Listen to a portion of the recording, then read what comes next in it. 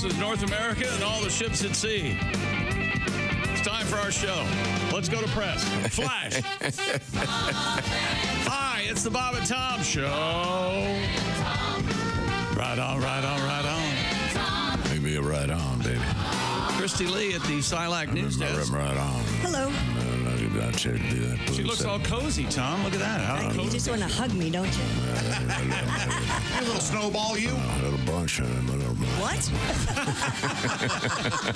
He's doing his Barry White. Right. There's Pat Godwin. Hey, Chick. Josh Arnold. Hi. There's Ace Cosby. I'm Chick McGee at the Dude Wife Sports Desk. Hello, Tom. Barry White, he can make anything sound like it's dirty. Of course he can. Yeah. He's like, we got to Not like a Starbucks venti. Like A leave room for cream. We got some Steven Singer. What's he saying? I don't know what he's saying. Oh, well, hello. Nice to be here. Thanks for joining us. You sound better. You feel better? I'm getting there. It's slow. I'm coming around. Slow but sure. Testing. Yeah, I really haven't talked to you this morning except to the dogs. You know, they are. They don't talk back. Oh, yeah. Well, like I said, one of them, if dogs could talk, would simply choose not to. Mm-hmm. He looks down on me. It's amazing to be condescended to by a golden retriever. And I don't blame my dogs for looking down at me. I can tell you that. They've seen things. They've seen things. Oh, yeah. They see. Oh. What? He's naked again. What's he doing? Well. Coming up, we have animal behavior in the news, actually, and among other things. And we have some delightful stories to bring warmth into your heart. Yeah, there we go. There we go. We have a couple negatives, and we have a study about sexual perversion. That's kind of interesting. I have an update on our monkeys. We got some more. Wait, hang on a second. Got some more monkeys. This is sexual perversion. Doesn't mention my name in it. No. No, your name, Okay. you're good. Tough to define, really. Full speed ahead. Okay. Yeah, this is What's perverted to some would be normal to others. There you go. well, yeah, but I think I suppose you could make that argument about anything. But this is just some cool new words. Like, I'll give you an example. This is going to be. This is the first time I've ever said this out loud. So give me a break here. Wait a minute. Eproctophilia. Oh, geez. Any guesses? Fascination with the prostate. No. That's certainly a legitimate guess. Eproctophilia, I think, is the way this is pronounced. Okay. I wonder what that is. It refers to being sexually stimulated and aroused by flatulence. Wow. Can you imagine? Oh, yeah. Just I've heard of that. As I've often said, you know, some days you wake up and not everything's going great, but say to yourself, you know, the good news is I'm not sexually aroused by flatulence of, I mean, I suppose there's probably divisions of this, flatulence of dogs. I'm sure it could go. So let's say that's slightly perverted, and then it can get more perverted. Yeah, I think all of these are. You can do a deep dive, and it gets really, really weird. My golden just turned 11, and she has wacky, wild, just important gas now. Wow, it's something else. You ever had to wake you up?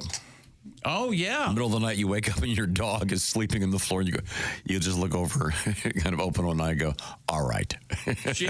She knows I'll go, monkey, go to bed. She gets up and goes up to bed. It's like, oh, dang. Now, so speaking of monkeys, your dog is named Monkey. Yes, Mrs. But we do have monkey news. Do you want to give? Yeah, we have a monkey update. Okay, good. Yeah, we have more monkeys caught in. You know, Mrs. Monkey, she used to be married. Oh, she did? To Mr. Monkey, but he left. Yeah. He's on a ship somewhere. He's a sea monkey.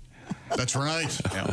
You remember? Yes. Sorry, I didn't see that coming. I would have had my right hand over here so I could go like this. No. There you go. We don't talk about him. He still loves was always the big blue, wasn't it? That's right. Yeah, but she still loves him. No, so where are these monkeys again? They're in Columbia, South Carolina. Okay. Yeah. Are they at the university, presumably? No. They're at that Alpha Genesis facility, that's remember? right. That's right. It's Which one is in Columbia? University of South Carolina? I always get confused. Yeah, that's where. Who did I just read about? Gamecocks. Yeah, they're the Gamecocks. Yeah. No, but I mean, yeah. Alex Van Halen is who you just read. Hootie and the Blowfish came from. Yeah, there you go. Darius Rucker. Yeah, Darius Rucker. Those guys were. 5 more monkeys have been returned to the South Carolina compound that breeds the animals for medical research. That means 30 of the 43 have been recaptured. And Alpha Genesis said all efforts are being made to recover all monkeys, and they will continue for as long as it takes. Doesn't that sound like a corporation in the future? Yeah. We're Alpha Genesis. Yeah, it sounds like the organization of evil people in the TV show Lost. Yeah. Alpha Genesis. Yes, something's going on there that scares me. Okay. Like, I think they started singing COVID 20. Oh, we're way past COVID. Yeah. No more monkeys sitting on the bed. So That's how they caught it. there are 12 left, right? What would you say? 13. 13 monkeys out there. Okay. 13. I got a feeling when it gets down to 3, you're going to hear this sound. Okay, 2 left. It would be tough to count They're monkeys, little. They're the wouldn't size it? of a house cat. So We still have enough to do proper scientific method. kill the other 3. Now, Like Yeah, 1, 2, it would be 3. tough. Have you already counted that one? 4, 5. Ah, damn it. I lost count. Yeah. and again, these are what kind of monkeys? Rhesus macaques. Macaque. Macaque. Said it right. Yeah, macaque. Oh, let him go. I love it when he messes with that. Remember all the security is they're all from Boston. They ring the bell. Excuse me, ma'am, I'm looking for a macaque. That's it. There you go. There it is. Only took 3. Looking for his macaque. There he goes. You know, so these are rhesus Macaques. macaque. Okay, now, let's just, Josh. You're, this is the kind of thing you're an authority on. Don't you think that the people from Reese's Pieces Right. should step up and send a team of people down there? The publicity they would get if you had all these monkey technicians running around with the Reese's Monkey technician. with Reese's logos. This story has been on the national news for the last 4 days. Oh, yeah? Yeah, it's pretty funny. You see all these horrific world events, and then they cut to these loose monkeys. It just seems a little bit ridiculous. Are people getting video of them and stuff? Like, See, I'd want to keep one. I'd feed it. And, No. yeah, I know. I'm bad. And again, I believe the original article said a, quote, new employee didn't shut an enclosure. Yeah. I think the term ex-employee, maybe. What were they doing with these monkeys anyway? They breed them for medical research, so they send them off to other places. You know they watch them breed. They have to. They breed a lot. Hey, Frank. Monkeys love to breed. They're at it again. Christy, I know that you're very close to the people at the zoo. Can you do me a favor? Yes. You get pictures of monkey breed. No. Can you ask them? I know this is going to sound like a dumb question, but they have a very sophisticated bunch of orangutans there. Yes. Can you find out if any of them are left-handed? Okay. Do they have a dominant hand the way humans do? I can find that out. I mean, because I forget the percentage of most people are right-handed, but a significant number are not. In the world of whatever they are, anthropoid apes, whatever that realm is of them, wouldn't that be kind of funny? I'm sorry. He can't throw his feces. He's at southpaw. When he tosses a turd, he's got a really nice curve. Oh, wait a minute. There's a slider. Very hard to hit. I think the nuns orangutans beat the left-handedness out of them at a young age. Yeah, they're mean with ruler. that ruler. Yeah, that's Did you get ruler, Christy? Smacked on on your. But you weren't a lefty, though, were you? No. See, my dad was a lefty, and Threw my books out the window. my dad was a lefty during the Depression, and in those days, if you were a lefty, they beat it out of you. So he would write. But remember how all the desks were for right-handed people that had the built-in desk. thing that went like this. Yeah, there would be like 2 in some of my classes for left-handed people. But yeah, they beat him into being right-handed. Really? But he wasn't. He was a lefty. They beat him so bad he got polio, right? I doubt it. That was probably from the water, but that's a different. That's a topic for a different time. Well, if you had ever do any, Sister Rosaire's favorite punishment wasn't hitting you with a ruler.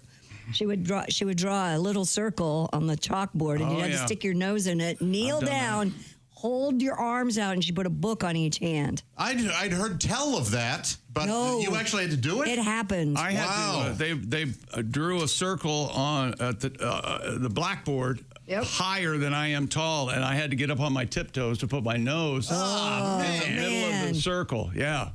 Yeah, we just did in my school, very sophisticated, just public humiliation. Did you still have a dunce cap? Hey, dunce cap, you sit in the corner, that sort of thing. Yeah, it was great. And it resulted in a couple of folks turning into mass murderers down the road. Were you ever whacked? We called them whacks. We got paddlings, three whacks. Paddles. Sister Susan had a paddle. Corporate punishment. Paddles with the holes in them. The guy had No, holes you drilled in him. mean corporal punishment. Corporate punishment is vastly different. And Any listening right now face that every day. Every day, 9 to 5, Monday through Friday. It's called your gig. Cubicles are corporate. Coming up, we'll find out who won the game last night. It was the Dolphins. How'd that happen? I don't know. It took me by surprise. Well, we'll find out the details on that. But right now, the Bob and Tom Show is sponsored by BetterHelp. And it's been a crazy year. We'll all admit that. And with Thanksgiving coming up, wow. Followed by the holiday season. Wow, again. Yeah, therapy might be very helpful for any of us. And if you've been thinking about therapy, here's a way to access therapy in a simpler manner, a more convenient and flexible manner. It's called BetterHelp. And the way it works is you fill out a questionnaire online, and you'll get matched with a licensed therapist. You can change therapists anytime, no additional fees there. And then the idea is the therapy's done online. Once again, you go to betterhelp.com/BT show for the details. The therapy's done online, so it's done like a phone call or like a Zoom call with a camera going if you don't want it on. It's up to you. Or you could even do texting back and forth. It's all about fitting your schedule and making it flexible for you and convenient, so you can do it in the privacy of wherever you want to be. Therapy can be very important. It doesn't have to be just for dealing with some serious trauma. It can just about making some minor adjustments in the way you feel about what's going on in the world and what's going on in your head. So if you've been thinking about it and want to ease your way into it, why not try BetterHelp? Once again, you go to betterhelp.com/BT show. The /BT show part will knock 10% off your first month. BetterHelp, HELP. And I just got a letter from one of our listeners who had gone to BetterHelp and was just so grateful and so appreciative of the convenience factor. Like I said, you do it in the privacy of wherever you want to be. So if you've been thinking about it, why not give it a shot? BetterHelp.com/BT show. Coming up, we've got some NFL news, elephants in the news, dogs in the news, a bizarre penguin story of all things, and we'll update you on Raccoon sausage. That's right. This is the Bob and Tom Show.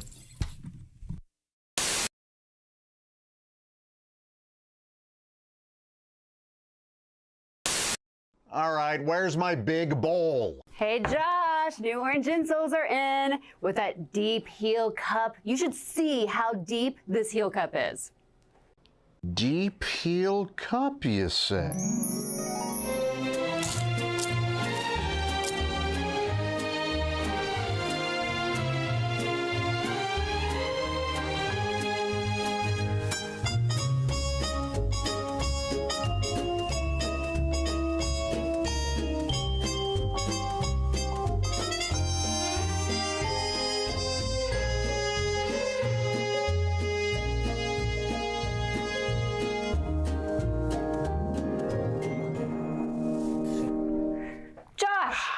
What are you doing? Deep heel cup. They're for your shoes. My shoes, you say? Orange insoles come with a deep heel cup and arch support to provide everything you need to keep up with your everyday activities. Orange insoles are great if you work on your feet all day, simply taking on the world. Orange insoles will help you feel better and do more, guaranteed. Get your orange insoles today and step into a world of comfort. OrangeInsoles.com. I did go out with a girl a lot younger than me, which was an odd experience. Yeah. A lot younger, early 30s, very early 30s, 22. And Yeah. it was a mistake because I thought I'd be the older, well, for two reasons it was a mistake. One, I thought I'd be the older experienced man and I would teach her about love, so I'm very confident, I'm giving her hot talk in her ear. I don't know if you've ever done that where you're right next to someone's ear and you're kind of like... I'm paraphrasing. Of course, I understand. This is in the transcript. Hey, baby, you like that? You like what I'm doing, baby? Yeah, I like it. Oh, well, I bet you do. Yeah, well, I think you're hot. I think you're hot, too. I'm getting turned on by the own girl and my own routine. I'm actually thinking, were you doing both voices then? voices? Yeah, Bob and I are on the same page. I'm not sitting there. Yeah, you doing both voices while you're whispering in her ear? Yeah, it's like a ventriloquist. Yeah. You all right? It's just my sock puppet, honey. Just play along. Lonely time. I think you're hot, too. Oh, yeah, do you? Well, I'm going to give it to you. I want you to give it to me, baby. Tell me about what you got down there. Uh-oh. What did you say? Tell me what you got down there. What do you want to know about it? Just tell me all about it. Well, I've had it my whole life. I keep it very clean. I'm fastidious about hygiene. Now tell me what it does. It works well with others. Team player, self-motivated. Now tell me how big it is. Well, that is an issue of perspective. You can't judge it. You got to go right now? Come on. Hey, see you on Craigslist. Another smooch girl. Dwight Slade is our guest. That was a bad move. Tell us more about scatting. Well, it's it's like in the traditional jazz sense. It's the scoot up, beat a bada. But I mean, I don't do that. I do it to classic rock only. Right. The most famous scat is probably the worst ever. Frank Sinatra. Frank Sinatra, a great artist, but the doobie, one of the worst, absolutely terrible scats. But yeah, but I mean, it's hard. Like if you're in the car and you're listening to Led Zeppelin, it's hard not to do the bow bow bam dum doom cack doom bam bam bam bam doom cack doo. So brilliant. Yeah. Sure. Yeah. Mm-hmm. So I've got the notoriety came from the AC/DC, which really took sail, which is the dum dum dum dum dum Bidun badwayo no dum dun dun padum padum padum badum Brilliant.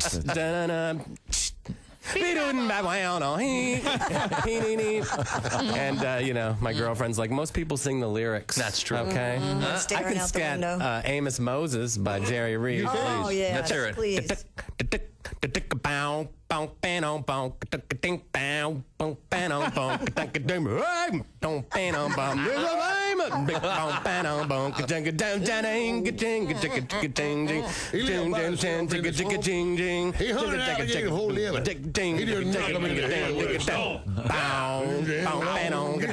that note, we have to go. Thanks for joining us. He's a hunting alligator down in the swamp.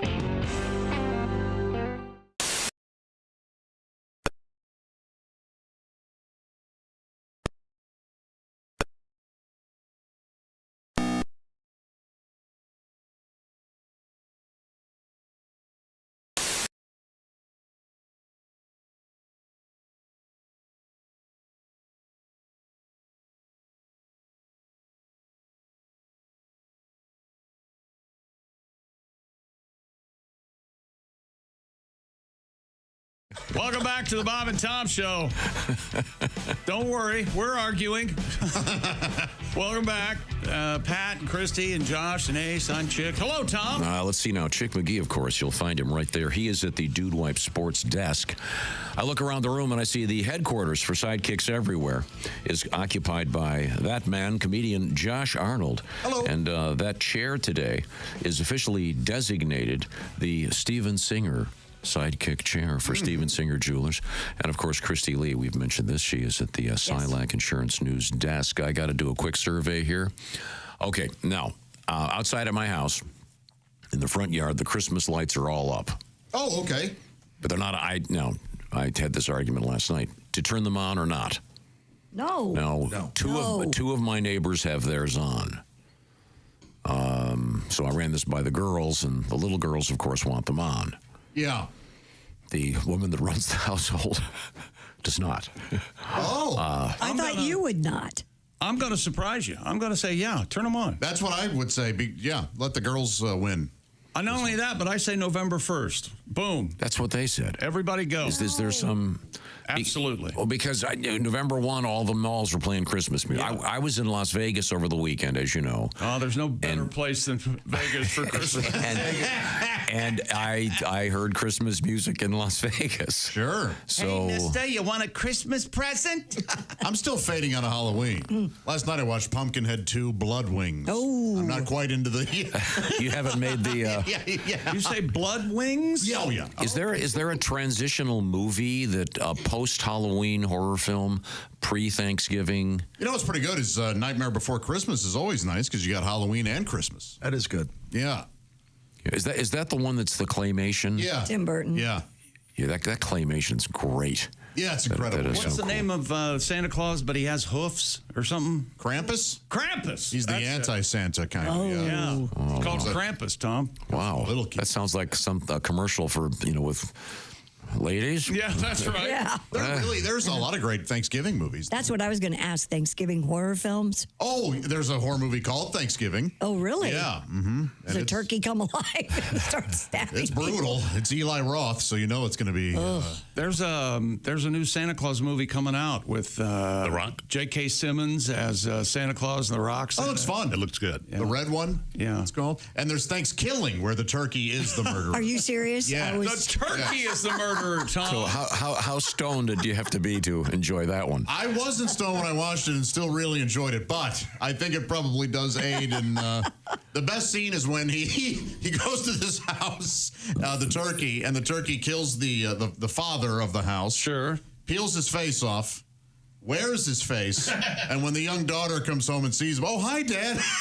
And it's clearly a turkey with a little face. Is it a huge turkey? Is it a turkey it's a that regular does it talk? Yes. Is it a turkey before it's cooked? Yeah, so it's still got legs and yeah. So because that'd be really stupid if it was. But it's just this puppet. It made me laugh. It's terrible. I'm not recommending it necessarily. Yeah. The true Thanksgiving horror movie wouldn't really need any special effects. It would just be the family's coming. Just be your family's coming. Oh my God! You ruined my life. I mean, past the gravy. That classic.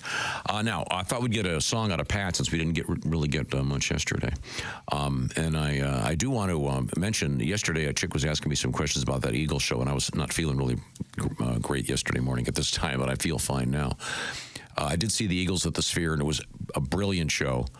I'm kind of wondering if they will do one of my favorite Christmas songs is the Eagles remake of Bells Will Be Ringing. That's great. I wonder if they'll do that. Probably. You'd hope so. Yeah. I wonder if they can add that to their set because they're professionals. Yeah, but the Eagles are one of those bands that famously would just come out in their jeans and play. Mm-hmm. But obviously, when you're at the Sphere, they have a lot of sophisticated video stuff that they've augmented their songs with. Oh yeah, good point. Yeah. But I think they can do stuff like that because I know they did a tribute to Jimmy Buffett recently. So, but I just love that song. I hope they do that. But I certainly would recommend that. And by the way, they are extending their stay at the Sphere in Las Vegas through March, I believe. But certainly worth the trip. It was really, really cool. Now, Pat, again, I thought we'd get a song out of you at this point in the show since yesterday, let's face it. Got one great song out of you, but that was it. That was it. Yeah. I had lots prepared. Did you? I had a hell of a Sunday, 3-song Sunday. Yeah? Okay. Well, all by myself. Oh, good. I'm glad but that's not what I want to hear. What do you want to hear? As we do things we learned on yesterday's show, I'm going to bring up something. So if we could get the sophisticated music, it sounds like that we're... there we go. Thank you. Time now for Things We Learned, brought to you by Sleep Number. Sleep better together during the Black Friday sale. Save 50% on the Sleep Number limited edition smart bed. Exclusively at a Sleep Number store. Sleep Number. One of the great things about going on a weekend is coming back and having your own great bed. Oh, man. My Sleep Number bed. That's right. Thank you very much. Sleep Number setting 85 for me. Thanks for asking. Pat, we had a lot of different interesting things happen yesterday, but the one that I wanted to highlight that I think can lead you to a song was this thing about raccoons. Now, in Germany, there's an infestation of more than 2 million raccoons, and raccoons are not native to Europe. They were imported, I think, in the 1920s. And like many times when humans try to do stuff like this, things go badly. Throws off the ecosystem. Yeah. For example, we have all those, whatever they are, what are the pythons in the Everglades in Florida, that are ruining the... Did you see, Josh, a couple of weeks ago, that photograph of the snake with a deer in its stomach? No, I didn't. In the Everglades. Wow. This gigantic... In any event, back to Europe. There's a chef there and a butcher named Michael Reese. He told CNN that he has an idea for helping to get rid of all of these raccoons running amok in Germany, and that is he's turning them into sausage. He says, quote, invasive raccoons killed as pests make a great meat product. He makes raccoon sausage, raccoon salami, and raccoon meatballs, which he calls raccoon balls. He says they're a big hit. People are driving hundreds of miles to come try them out. So Germans like their sausage, don't they? Love their sausage. Do they really? That's exactly right. And it reminded me of this story coming out of Germany from The Independent. It's hungry Germans craving a sausage in the dead of night are now able to find vending machines for bratwurst, bockwurst, and barbecued meats. According to the German press agency, the machines are booming outside German cities where shops are less likely to stay open for long hours. Well, they can do that with raccoon sausage. Put it in a vending machine. Yeah, so don't you have a tribute to... I do, yeah. Once upon a time, you had to make the sausage. And it used to take a day or two. Fill the pig intestines with meat stuff, or buy them at the store, that's what you do. But now there's a meat machine for when it's $3.15. Hey! You get the brats, mit fat or brats mit lean. No more chips and junk. You want meat when you're drunk. So now there's a sausage vending machine. Donka, donka, donka. That was the worst. Hey, now. The first. The vending machine world's getting pretty nutty. I mean, that's very good. I was at a hotel in I know what you're going to say. in North Carolina, and in the lobby they had a champagne vending machine. Nice. Which I thought like dispenses it like a coffee machine. No, they were bottles. Oh, but I was thinking, wouldn't this be great if you were in high school back in the day? You went on that Washington, D.C. trip, and you were able to sneak down into the lobby and, guys, we have champagne. Champagne for everybody. Certainly they have. You have to put your driver's license in there or something and prove you're 21, I would think. I'm sure it's something very easy to hack. Well, there's I that. still remember when Bob and I went to the Barcelona Olympics in 1994, I'm going to say. They had vending machines with Snickers and Twix ice cream bars, and I'd never seen anything like it. I lost my mind. That sounds great. They were so good. Yeah, That's what I remember from going to Europe. They do have meat vending machines, I know, in certain parts of upstate New York, for sure.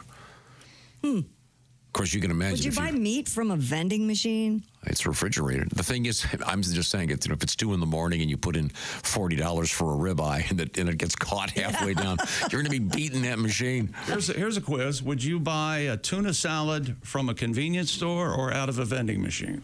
Neither. I mean, neither. I would pick convenience store first. Convenience store first, yeah. Huh. Okay. I think both would be fine. And I think both are fine too. Sounds yummy. Yeah. You guys, I know you are. You'll do that. I will not. I do. But I won't. I don't like the hot dogs and things like that, or the hamburger shaped, or the hot dog shaped hamburgers. I don't like those. Yeah. But I do like. Oh, the at tuna the convenience store, those tuna salad, egg salad. I think the turnover on those is high. Yeah. So you're fine. And it says like grandma makes them or something right there on the package. Yeah, exactly. Sometimes there's even a little So drawing. you think there's a little grandma in the back, right? I'm Phyllis Tomaine. The P silence. The P silence. Yeah. Here you go. Here we go. There's refrigerated vending machines that take Apple Pay. Oh, yeah. This is an example from. This is in Rochester, New York. You know who's taking Apple Pay now and similar things is the Salvation Army. No I kidding. saw my first bell ringer, and What? I didn't have any cash on me, and lo and behold, they had all the things. That's wonderful. Yeah, it's great. It's great. So, Oh, that's really cool. yeah. Huh. It was I easy. say the Apple Pay is too fast.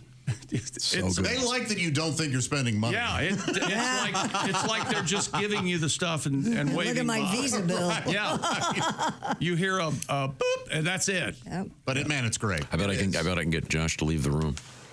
Oh yeah. I got an idea for a movie, Josh. Well, Yes, sir. Don't try. It's about a one of these meat vending machines, Oh, and it's okay. gonna be a Hallmark movie. Oh, God, here we go. Oh, and you know how the couple gets together? I think I do. I bet meat's involved. It's a meat cute. I mean, you'd have to call- MEAT. They both put money to get the same steak. You'd have to call it that, wouldn't you? And their hands touch the button at the same time. Yeah. Oh, the movie could be called Meat Cute, spelled MEAT. Right, Meat right. Cuted. Like Meet Me in St. Louis. It takes place in your hometown. Nice snowy day, and he's a butcher. Okay. And they get hooked up. And then it takes a twist when he slaughters her. Wow. And turns her into Christmas sausage. Then it's no longer on Hallmark. Yeah, now it's on Sci-Fi. How high was Judy Garland to meet me in St. Louis? Oh, that poor girl. Yeah. Just get her out there. Okay, Louie. Okay. Mr. Mayor says you need to go up there. Let's see. Now we have we have to review a couple more quick things from yesterday. Josh enjoyed his first fire over the weekend. Yeah, Fireplace. Yeah, me too. Yeah, I had one the previous week. So much fun. Yeah, it's great. I had one the previous week as well. Yeah. Very nice. But it was one of those last minute things, so I went to a nearby gas station and I bought 4 sticks of wood for $300. I could have hired a guy to come over and set himself up. I never feel as fortunate as I do when I buy wood from the gas station. I don't know why. And it's wrapped in that plastic. Yep. Yeah. There's a little handle on it. And yeah. I've got to get a wood guy to deliver me a rick. A rick of Is that wood? correct? A rick? We sure and put it far from your house. A rick is a lot of wood. You'd be surprised. Yeah. How much wood. What is the thing of bacon called? Is that A rasher? A a rasher? Okay. These Do are you all have a pretty- wood-burning fireplace? Yeah. Oh, I'm surprised. I thought it would be gas. Oh, it's got a gas starter Gas gizmo. starter, then yeah. Oh. Mine's like that. Mine's just kindling, and I light it myself. Oh. Wow. Oh, I love it. Yeah. I'm sure things will pick up. No, He's a mountain man. No, I was teaching the girls how to do it, and Really? because we have, remember, they go to that summer camp, and I got one of those flint things where you go to make a spark. Yeah. Sure. So we started with no matches. You're kidding me. No. Really? Now I will say this for those of you. Can I get in on that? There might have been a little bit of cheating when I couldn't get it going because I didn't have enough kindling. You slipped a match in. No, worse. I went into my bathroom and got some cotton balls, which I may or may not have soaked in what they call an accelerant. You soaked them. Tom, you are a firebug. He's a pirate. That was the best. It was fun. Well, what do you think? The best. Let's see. Getting aroused talking about it. Is that on my list? We had an interesting thing in sports in which is Darren Rizzi talked about clogging the toilet prior to the interim coach for the Saints was just named head coach. Why would he tell everybody? Yeah, why? Yeah, He went into the head coach's bathroom the first thing, and he clogs the toilet. And he says, well, this isn't going to go well. And they won the game. So now bad news is he has to clog the toilet. Every game? Every game day. We learned about carousels from comedian Greg Warren. Greg's getting ready for to record his new special. Produced by Nate Bargatze. It's going to be done in Columbus, Ohio, I believe, beginning November 22nd. Is that right? And he's doing it the one night, at the Funny Bone. 23rd, Saturday. Okay, but yeah, if you're anywhere near Columbus, Ohio, get reservations to see those shows. They're going to be terrific. I just saw Greg in Louisville not too long ago, and we also learned yesterday about engagement rings. This is kind of interesting, and apparently this is more or less the law now. In a lot of states, yes. In a lot of states, if one gives a woman or whoever an engagement ring and then the wedding gets called off, the ring can legally go back. Goes back to whomever purchased it. Yeah. Some women buy their own. Huh? Very interesting. Some do. Really? Yeah. But the most difficult story for me yesterday was the equivalent of the Goodwill store in England. They're called RSPCA charity shops. Same idea, people. And in North Yorkshire, a woman went in and she saw something labeled as doorknobs, matching doorknobs. It turned out they were actually his and hers butt plugs. And the woman was kind enough to point this out to the shopkeeper, who was an elderly woman, and she explained what they were. Somewhat awkward, I must say. And I didn't know there was such a thing as his and hers. I had no idea. I think plugs. maybe that's just what they called it. You think? Yeah, I don't know if there was any particular difference in them. Your thoughts, anyone? Wouldn't it be kind of a foreplay thing if you would, trade them back and forth, I guess? Or something? Maybe? I don't know. Right? Aren't they all about the same size? I'm just saying a scenario in which they do that, and then she goes, she won't let him use her toothbrush. Don't they have, you use some sort of plaster of Paris or something and make the perfect mold for your behind? Probably. And the phallic device fits in there. Oh, man. They follow that, yeah. But, and apparently they were used in the movie, was it Disney, Butt Plugs and Broomsticks? Oh, apparently. Yeah. Angela Lansbury really throws it out. Yeah. Right now, I want to talk about something down the road, perhaps for you, which is retiring. And you're probably not working for one of those companies where they give you the gold watch and they give you a check. Hey, thanks for not working. You're going to still get paid. This is where you want to get yourself set up. And this is where the world of annuities is important. What's an annuity? We'll find out from the people who are experts in the world of annuities. I'm talking about the Silac Insurance Company. And the way this works is you go to SILACINS.com or just go to bobandtom.com, where Chick McGee will show you how easy it is to walk from your home to your mailbox to grab that check. It's even easier if you have it directly deposited. Where does that check come from? Well, it comes from something called an annuity. And find out how those work, what restrictions apply, are you eligible? And maybe you want to get one of these set up so you can relax a little bit, knowing that in the future you're going to still have money coming in. Once again, the experts are at Silac, S-I-L-A-C, Silac Insurance. The Silac Insurance Company. Christy Lee is sitting at the Silac news desk right now. Once again, bobandtom.com will help you guide the way to find the Silac, folks. And now is a good time to get yourself set up so you can relax, knowing you've got money coming in the future. Get the details from the experts at Silac, the Silac Insurance Company. What's coming up in sports, Chick McGee? Well, we've got the Monday Nighter last night. The Miami Dolphins win 23-15 over the Los Angeles Rams at SoFi Stadium out there in L.A. That's not any football stadium. That's an L.A. football stadium. We've got a Major League Baseball player named Wander Franco who is lost. Okay. And Joel Embiid might indeed play his first NBA action tonight. And Tom, the Cleveland Cavaliers are 12-0. They're undefeated in this NBA season. You need to get on that bandwagon, buddy. All right. We'll find out that and more. This is the Bob and Tom Show.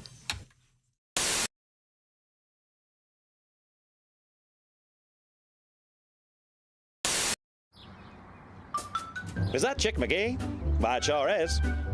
Chick McGee, who knows that an annuity from the folks at Silac Insurance Company means a retirement check in his mailbox every month. Chick works on perfecting his mailbox opening technique. Easy, Mr. McGee. Don't blow that elbow out. Chick isn't quite retired yet. He's just practicing for it. Because one day, Mailbox McGee will be taking his retirement the easy way. SILACINS.com. Silac Insurance Company. Oh, there we go. Hey. There he is. We're talking to comedian Dusty Slay. And Dusty, I recognize you right away. You got a full beard, though. The stash is your trademark. You got the you're going kind of for the Jesus if he had glasses and a cap on look. Well, I can't be rolling around out here beardless. I don't need people seeing this chin, you know? I see. Great to see you, Dusty. Yeah. Great to see you. I'm pumped to be here.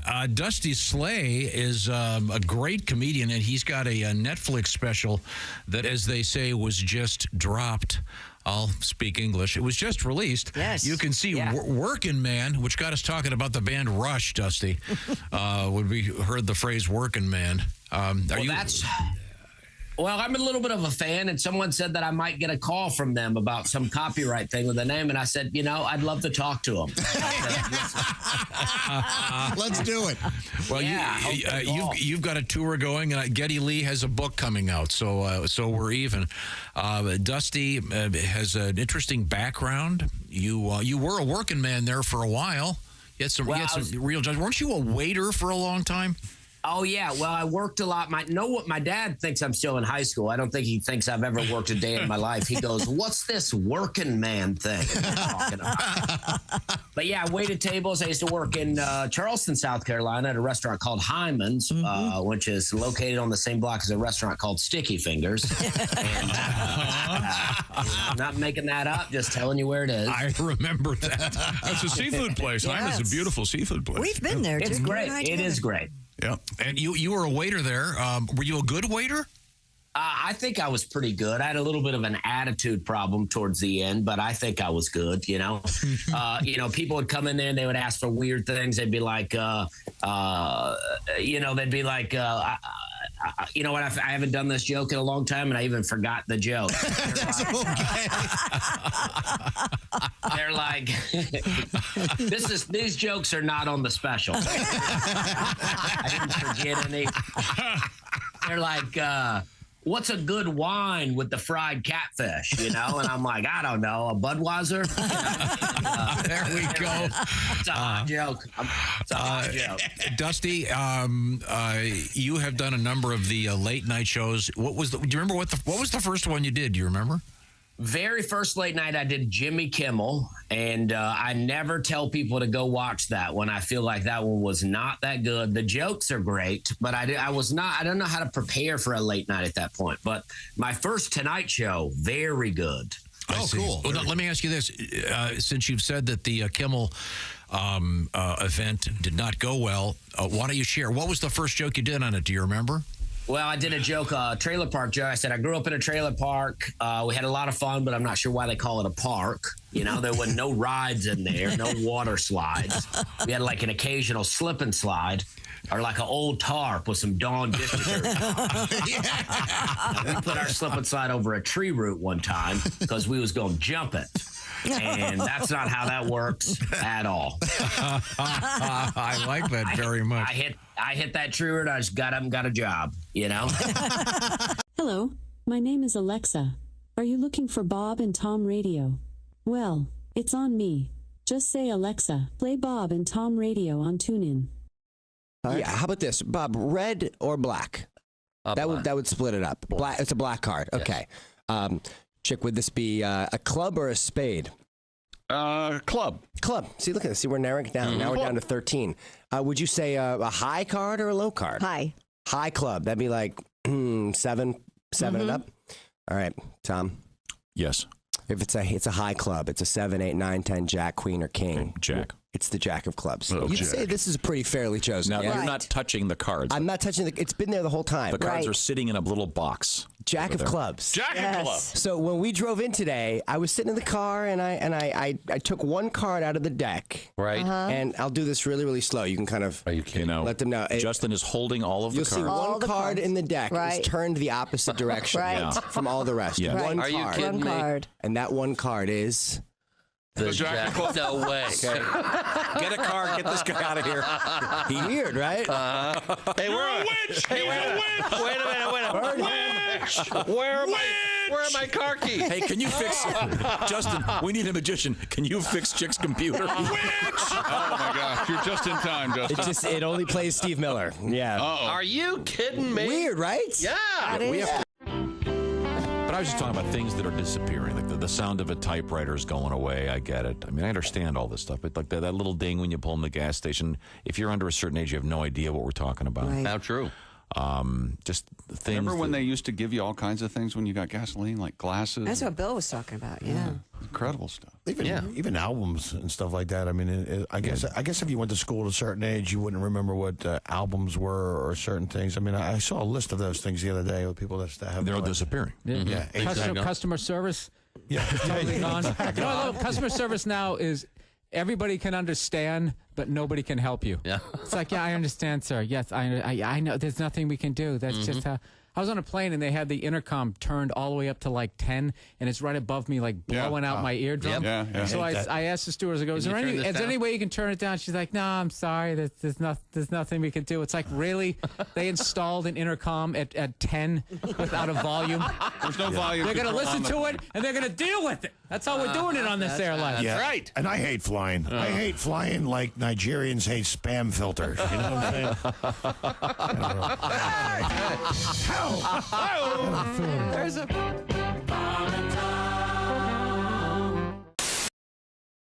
To rename the promotion, and so far she's been incredibly unsuccessful. Oh, sorry.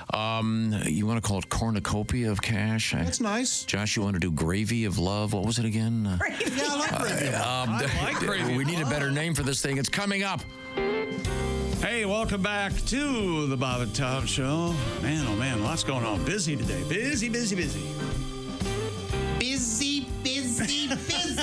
We have from Frosty the Snowman. Oh, yeah. Oh, that's not Rip Taylor, but who is that? I don't know. He plays the bad guy. Yeah. Busy. We have a couple requests for you, Pat, so we'll be asking you to get your guitar out in a matter of moments. But first, we do have to dip our toes into the world of sports. And I will also remind you, while I'm thinking about it, if you go to bobandtom.com/contest, you can enter our contest because pro football begins, what is this, week 12? Oh, Jiminy, starting Thursday night. So what you want to do is just pick all the winners for this next weekend's pro football activities, and you could be a big winner. No, it's week 11, Tom. Jeff Higton, that's right. He won week 9, so this will be week 10. This is, okay. We'll find out who won week 10. It's very confusing.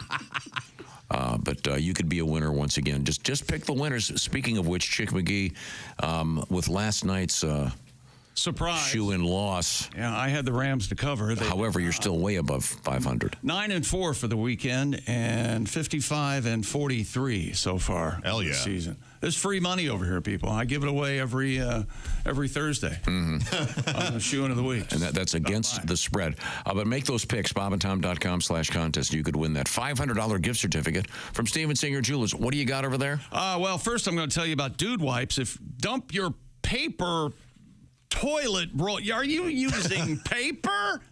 Stop that. Do you people hear how upset he gets? Paper.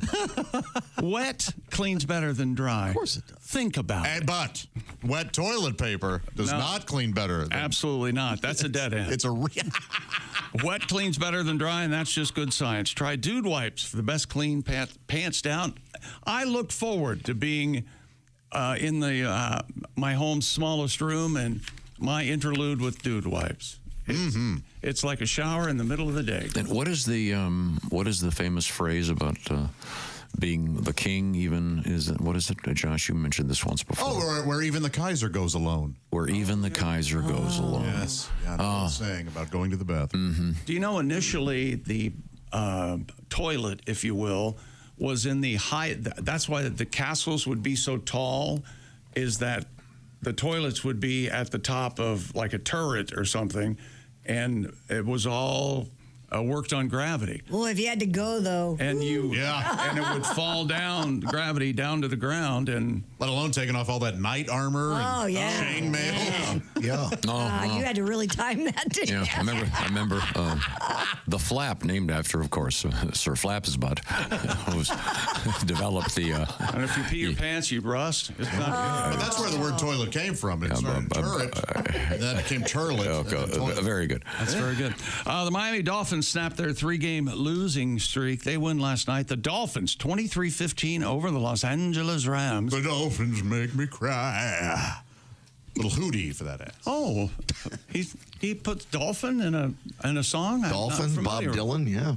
Oh, everything's in that song. Tyreek Hill caught a touchdown pass from Tua Tagovailoa. No, I never have, but I've blown a trumpet. Yeah. And Tyreek playing with a wrist injury. Rookie Malik Washington, who's very fast. You can't coach speed, Josh. No. He rushed for 18 yards for his first NFL touchdown. And Matthew Stafford, great guy. Tom and I met him. Yeah, nice guy. At the Super Bowl party. And he's one of the few people that we both liked instantaneously. Cool. Just a wonderful guy. However, what? He passed for 293 yards last night and had some interceptions.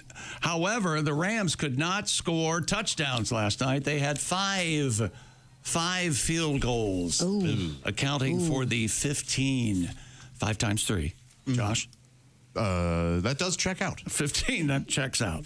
And also in college football, John Robinson has passed away at the age of 89. He used to be the head coach at USC, and he was a coach in the NFL of the Los Angeles Rams. He's a member of the College Football Hall of Fame. Robinson also became the winningest coach in Rams history during his 9-year tenure with the NFL club with the help. Was it 9 or 10? It says 10-year. 9-year tenure. That's very good. Always bugged me about that. Chick, is there a physical College Football Hall of Fame?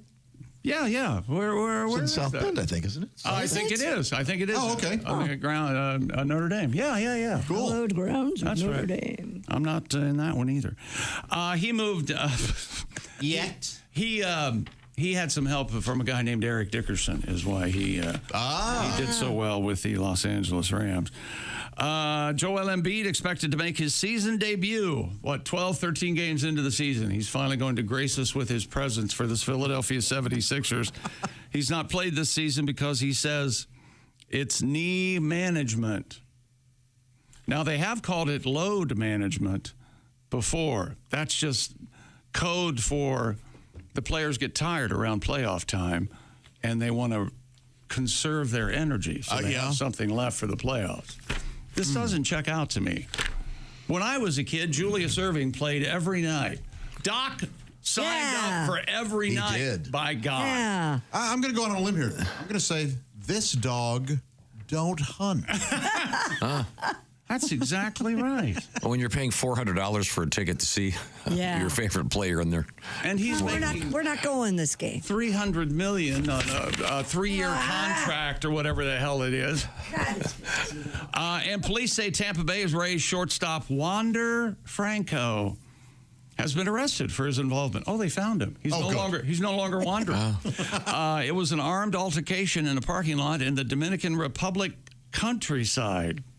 This all sounds fine to me. A police spokesman told authorities it happened 116 miles west of Santo Domingo in San one's ever Juan. disappeared in that area. No. Especially when your income is half of the gross national product of a country.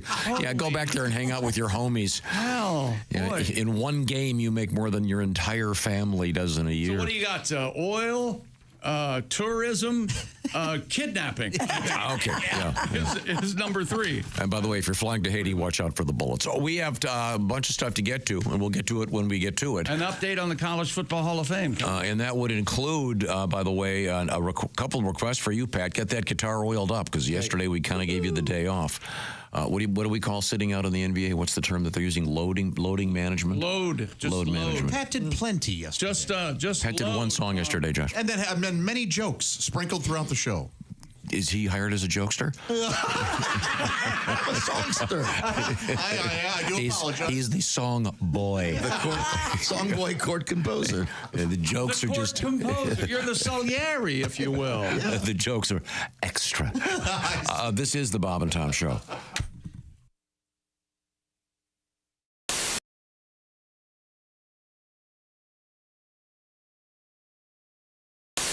When you become a Bob and Tom VIP member, you get more and less. Wait, what? Which one is it? More or less? It's both. VIP members get more stuff to hear and less commercials not to hear. So Bob and Tom VIP is a good deal? Yeah, more or less. So how about giving Bob and Tom VIP a try? Get the link at bobandtom.com. Tiki Barber here. Remember the days when I was a running back in the NFL? Well, if you're on your feet all day like I was, you get the struggle. The secret is Orange Insoles. Their insoles are like magic for your feet and body. They'll help you kick hip pain, sore feet, and lower back discomfort to the sidelines. Feel better, do more with Orange Insoles. I'm Donnie Baker, and I'm going to be a pro baseball player. I swear to God, I am.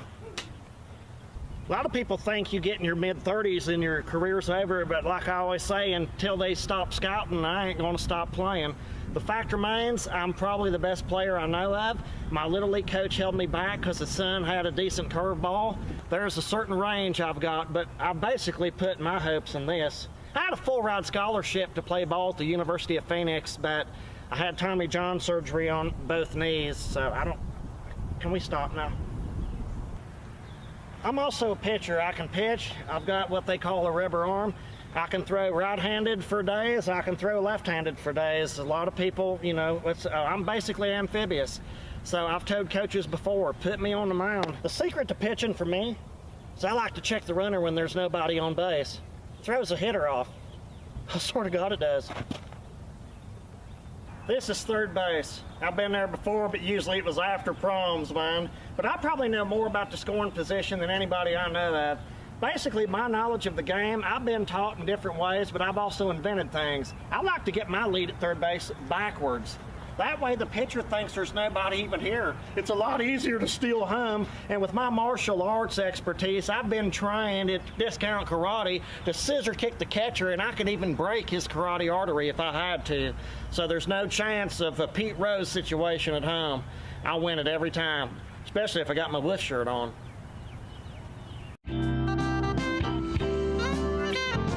feel like I'm watching the dating game. That's right. Mm-hmm. And here they are. From Columbus, Ohio. He's an inveterate masturbator. What? He's trying to grow a beard and thinking of a radio name. It's Chuck Michaels. Yeah. Good afternoon, everybody. Oh, my okay. Wasn't this for T-Berry gum or something? Didn't they use that? They may T-Berry have. Shuffle. Now, right? was that indeed the dating game, or was that the newlywed game? The Lonely Bones. Sounded like one of them. I don't know. There. Is this it? Yeah, this is the dating game. And here they are. He's an obsessive compulsive from Midwestern United States. He likes collecting things and telling people what to do. Including Ladies and children gentlemen, and dogs. They love shiny objects. and he's just now. He's a member of the Black Panther Party. I didn't expect that one coming. He didn't. And a confirmed bachelor. All right, now here they are. He's fathered 9 children. Ladies and gentlemen, big round of applause for Tom Griswold. That's where you come around the partition. Okay. Now this is where you go, bachelor number one. Hey, if I I'm was all greasy, bachelorette number one. If I were a bush, if I dropped some food on the floor, how many seconds before you eat it? I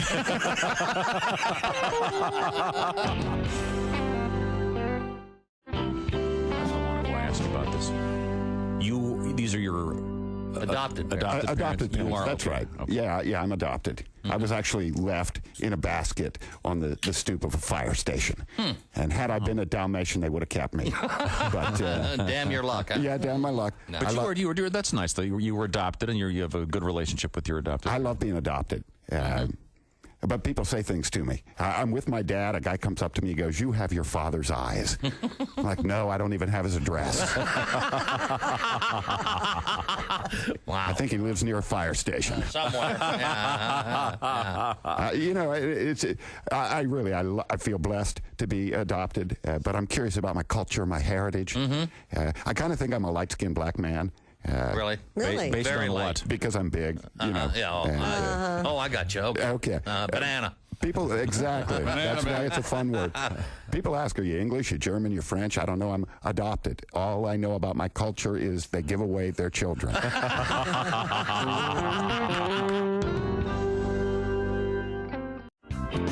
saw a billboard recently, too, that was it was a billboard for a hospital, and then there was a picture of a smiling woman, and the caption read, "They didn't treat me like doctors, they treated me like friends." Like, well, it's great for her. I mean, she must have really good friends. Yeah. Me, When I have to go to the hospital, I want my doctors to treat me like doctors. Okay? Sure, yeah. To hell with my friends. Yeah. My friends don't know how to treat me. Yeah. I had sunburn once. You know what my friends did? They slapped it. Yeah. Sure. When I told them it hurt, they just slapped it harder and more frequently. Yeah, absolutely. All right, I want doctors who are going to properly diagnose my condition, not my friends who are going to tell me I have a fatal case of the queers. Yeah. I want doctors, all right? Yeah. Doctors who are going to bring me medicine, not beer that's been kind of peed in. Yeah. I want doctors who are going to provide me with proper treatment. What? You need new friends, pal. Yeah, really. What's this peeing in the beer routine? Doctors who are going to provide me with proper treatment, not my friends who are going to shoot me with Roman candles as I struggle to get out of a hammock. It's always funny on YouTube. Always funny. When do you not struggle to get out of a hammock? I mean, is there an elegant way to get out of a hammock? No, there isn't. No. Especially they're great. especially when you're being pelted with Roman candles Yes. that are lit. You gotta love that. You do need better friends. Yeah. And you're weighing in at what, about 2 1/4? Oh, you're very See, come generous. on. Yeah. That's very kind. 245. 245, getting out of a hammock with Roman candles. No, yeah, I'd watch. Yeah, I'm in. People did. Yeah. I'm in. Wow. Don't you bottom out on a hammock? Hey, come on. Poor Josh. Josh, we made you sit in the green room all morning. Isn't that considered a picnic blanket? From Q95 starting at 9 o'clock this morning. You got one of those? It's $1,000 an hour and mashed potatoes. Hey, welcome back to the Bob and Tom Show. Christy Lee at the Silac News Desk. Present. There's Pat Godwin. I'm here. There's Josh Arnold at the I Hate Steven Singer sidekick chair. Why the heck not tell you a little bit about old Stevie Sings? That's right. Most other jewelers hate him. Why? Because Steven Singer jewelers give you the lowest price every single day. No phony sales or fake discounts. Experience the difference at IHateStevenSinger.com. There's Ace Cosby. Hey. I'm Chick McGee at the Dude Wife Sports Desk, and here's Tom. Ladies and gentlemen, we're about to be landing in Port-au-Prince. Please put your trays into the upright position. Fasten your seat belts, and there's a Kevlar vest. There was an incident. Been a story I missed. Yeah, they were shooting at a plane landing in Haiti yesterday. Were? A Spirit Airlines flight. Passenger plane. Yeah, Their bullets start flying through the fuselage. Spirit Airlines. Yeah, Oh, nice. man. And they had NBC had their and I can't remember his name, but he knows everything there is to know about planes. He was a former pilot, and he goes, "Oh yes, you could bring down a standard airplane with a handgun." Oh God, no doubt about terrific! it. I'm like, oh no kidding. Thanks for saying that. I hate it when they help people commit crimes. Right? And yet, hey, maybe if you shut up, you can tell people how to do it. But I brought that up because you had news from the Dominican Republic, same island. I did. Not as bad, but Wander Franco was. They found him because the charges were pending against him, Tom. He has been arrested for involvement in an armed altercation in a parking lot in the Dominican countryside. This is a baseball player? Yes. He plays for a shortstop for the Tampa Bay Rays. Franco arrested Sunday. Another man and woman also detained. Police say 2 firearms were seized and didn't say whether there were any injuries. Ruh-roh. The 23-year-old Franco is scheduled to go to trial December 12th in the northern province of Puerto Plata. That means home of plates. Oh! Nice. Yeah. Now, Pat, we've received several requests. I hate to interrupt a Chick McGee sportscast from the Dude Wife Sports Desk. Right ahead. But, Dear Bob and Tom, subject heading, Cursed Earworm. I'm not sure who brought it up last week, but I curse you for talking about the Billy Joel song, Matter of Trust. Oh. It's one of my favorites. Starts out with that great 1, 2, 1, 2, 3, 4. Great song. I was wondering if you could help me get rid of this earworm. I can't shake it out of my head, writes Joe in Chillicothe, Illinois. The kicker is yesterday, working from home, I was on a conference call and I suddenly yelled out, 1, 2, 1, 2, 3, 4, thinking I was on mute. I wasn't. Sorry about that, Joe. Pat, this was one of your famous tributes to Ace Cosby. Yeah, the whole month of pizza songs. Oh, that's right. This is one of my favorites from that whole month. 1, 2, 1, 2, 3, 4. Some folks like pizza just for the cheese, or the fact that it's delivered whenever wherever you please. But that doesn't matter to me. Just make it crispy at 500 degrees. I don't care about the toppings and sauce. Make sure the pizza dough is kneaded and ready to toss. 'Cause you know what's important to us. It's always been a matter of crust. It's always been a matter of crust. Wow, there you go. I hope Billy sells his rights to someone just so some pizza place buys that. That's such a nice tune. Thank you very much. Let's get back to the sports desk with the man behind the shoe-in of the week. It's Chick McGee. Top 10 real quick in men's college basketball. Number 1, Kansas. Already? 2, Alabama. Well, yeah, they played some games. I know, but isn't it a little early? Kansas 2-0, Alabama 2-0, UConn 2. Yeah, all these teams are 2-0. It just bothers me that they insist on doing this early. It's rankings. People want to know where their team is it compared to other teams. Are we going to do that boring thing where you do the college top 15 again? And which changes every week. Well, I'm not now. I can tell you. I like that. I like trying to guess. How about the top 5 in men's? Kansas, Alabama, UConn, Gonzaga, and Auburn. Top 5 in women's: South Carolina, UConn, USC, Texas, and UCLA. Oh. How about that? Okay. And the College Hall of Fame moved from Notre Dame, South Bend in 2012 to Atlanta, Georgia. Is where it is now. I spent some time Notre Dame missed Atlanta. the rent payments 2 months in a row. Oh, they were kicked out. Yep. Non-payment Gotta pay your rent. of rent. From the NBA, San Antonio Spurs center Victor Wembanyama. Vicky Wem. Had another monstrous outing and put him in the record books among impressive company.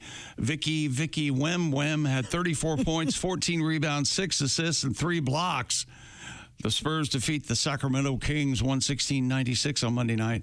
It was Wembanyama's 82nd career game, giving the 7'3" number 1 pick. That's right, he's still growing. In 2023, from France, a full season of games played.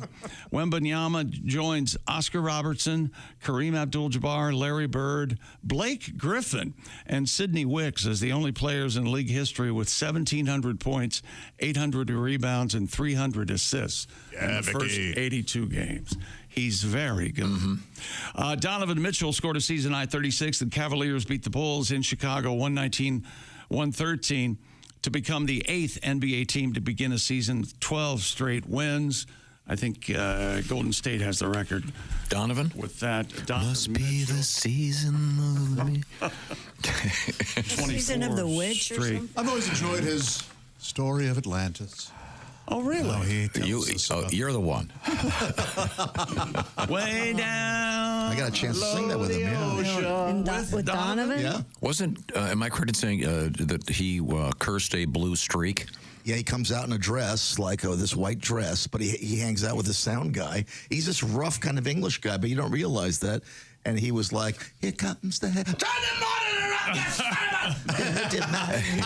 So I've never laughed any harder at anyone in my life because the audience didn't hear him. Turn it up, yeah. He was cursing to the sound guy. So he's going, hurdy-gurdy, man. Maybe you could do one of your Donovan tributes this morning. I love Donovan. I would enjoy that very much. Mitchell. That's right.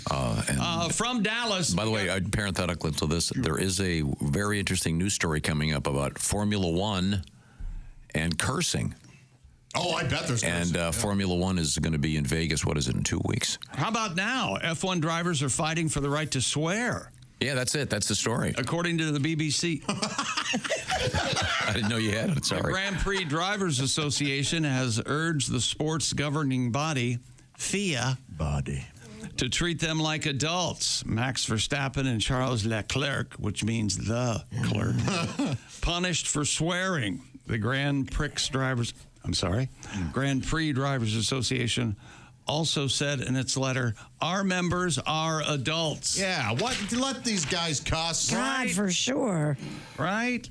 Yeah, I guess they had been asked when doing press interviews to watch their language. I mean, clearly when they're driving 200 plus miles an hour, wheel to wheel with a concrete wall in front of him, I could see the occasional. Yeah, press conferences does make sense. This is the F1. That's what I thought the F stood for, frankly. Yeah. That's the number one F word. Well, I told you this yesterday when the Bears were on Hard Knocks on HBO. The management and the owners of the Chicago Bears asked them not to curse on camera because that's not us. That's not Chicago Bears. And evidently neither is winning. So, look at it in the world. NASCAR has the word ass right in it. It sure does. If they ever think about that. How do you feel about that joke? Hey, that's a NASCAR. What do you think? I like that kind of thing. Yeah. For a NASCAR, you like that kind of thing? Sort of character work. It is character work because I'm being a character. NASCAR. I enjoy that. Yeah. Okay. Okay. All right. Fair enough. That is from Frisco, Texas. I didn't know there was one. Dallas Cowboys 3-6 start 2024 season, an active 4-game losing streak going on. Everybody's frustrated, including players and general manager Jerry Jones. He has been, and Mike McCarthy's also upset. Micah Parsons yesterday, they asked him about Mike McCarthy, the head coach's future with the Cowboys, and Micah said, here he is talking right now. All coaching aside, Mike can leave and go wherever he wants, but the guys I kind of feel bad for is guys like Zach Martin and guys who might be on their last year or on their way out, because that's who I wanted to hold the trophy for. You want to win games and do great things with those type of legends who put in more time and work than Mike McCarthy ever did. So apparently, that's a nice attitude, but he's, there's a saying in the NFL, right before a coach gets fired, they'll say, well, he's lost the locker room. And I think Coach McCarthy has lost the Cowboys locker room. Sounds like that's a shame. Maybe you can get some pictures. Yeah, he'll be able to. Get some pictures, boy. And with the fellas all. And that's not the only Cowboys fighting. C.D. Lamb and Jerry Jones are going at it about. Where's the lamb? C.D. Lamb.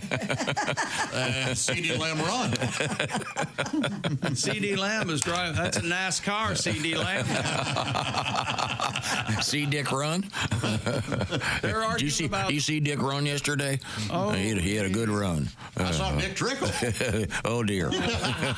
One of those could be a disease. Yeah. Right now. Arguing about curtains. We'll have it coming up. Okay, I want to not argue about anything. Right. I want to say that Steven Singer Jewelers, Steven is going, wait a minute. I think that it's about time for that Thanksgiving gift to that sweetie. Now, Stephen and I may disagree on the presentation for this. I'll admit Tell it right me about it, stud. There you go. How about those some nice stud earrings for your sweetie? Ooh, love. Now, my idea of putting them in the mashed potatoes at Thanksgiving, certainly, perhaps... not good for, I guess, dental purposes. But Stephen knows that now is the time for those diamond stud earrings. And he's got the best value, of course. I'm talking about real, natural diamond studs. In fact, he's famous for the Anita diamond stud earrings starting at just $298. This would be great for Thanksgiving, fellas and ladies. Stephen makes it super easy to buy real diamond jewelry. That's the emphasis I want to make, because these are real diamonds. No haggling, no hassle, no nonsense, no phony sales. Just go to IHateStevenSinger.com and see what's out there. There might be just the thing for your girl, your guy, whoever. Stevens, real diamond studs, flawless to the eye, near colorless, with an unbeatable full value lifetime trade-in. You can trade up. Maybe next year you want to get the bigger set. That's fine. 100%. 100-day, no-hassle, money-back guarantee. See what I'm talking about? Real diamonds from a real jeweler you can trust. Steven Singer Jewelers. Steven is also happy to sponsor the Bob and Tom Pigskin Picks. By the way, get those picks in before Thursday evening for the forthcoming week of pro football. You could win a nice gift certificate from Steven Singer Jewelers. Maybe right now just go browse the website at IHateStevenSinger.com. See what's there. Maybe a nice set of earrings. You could almost get 2 sets of those. Anita diamond stud earrings if you're our winner.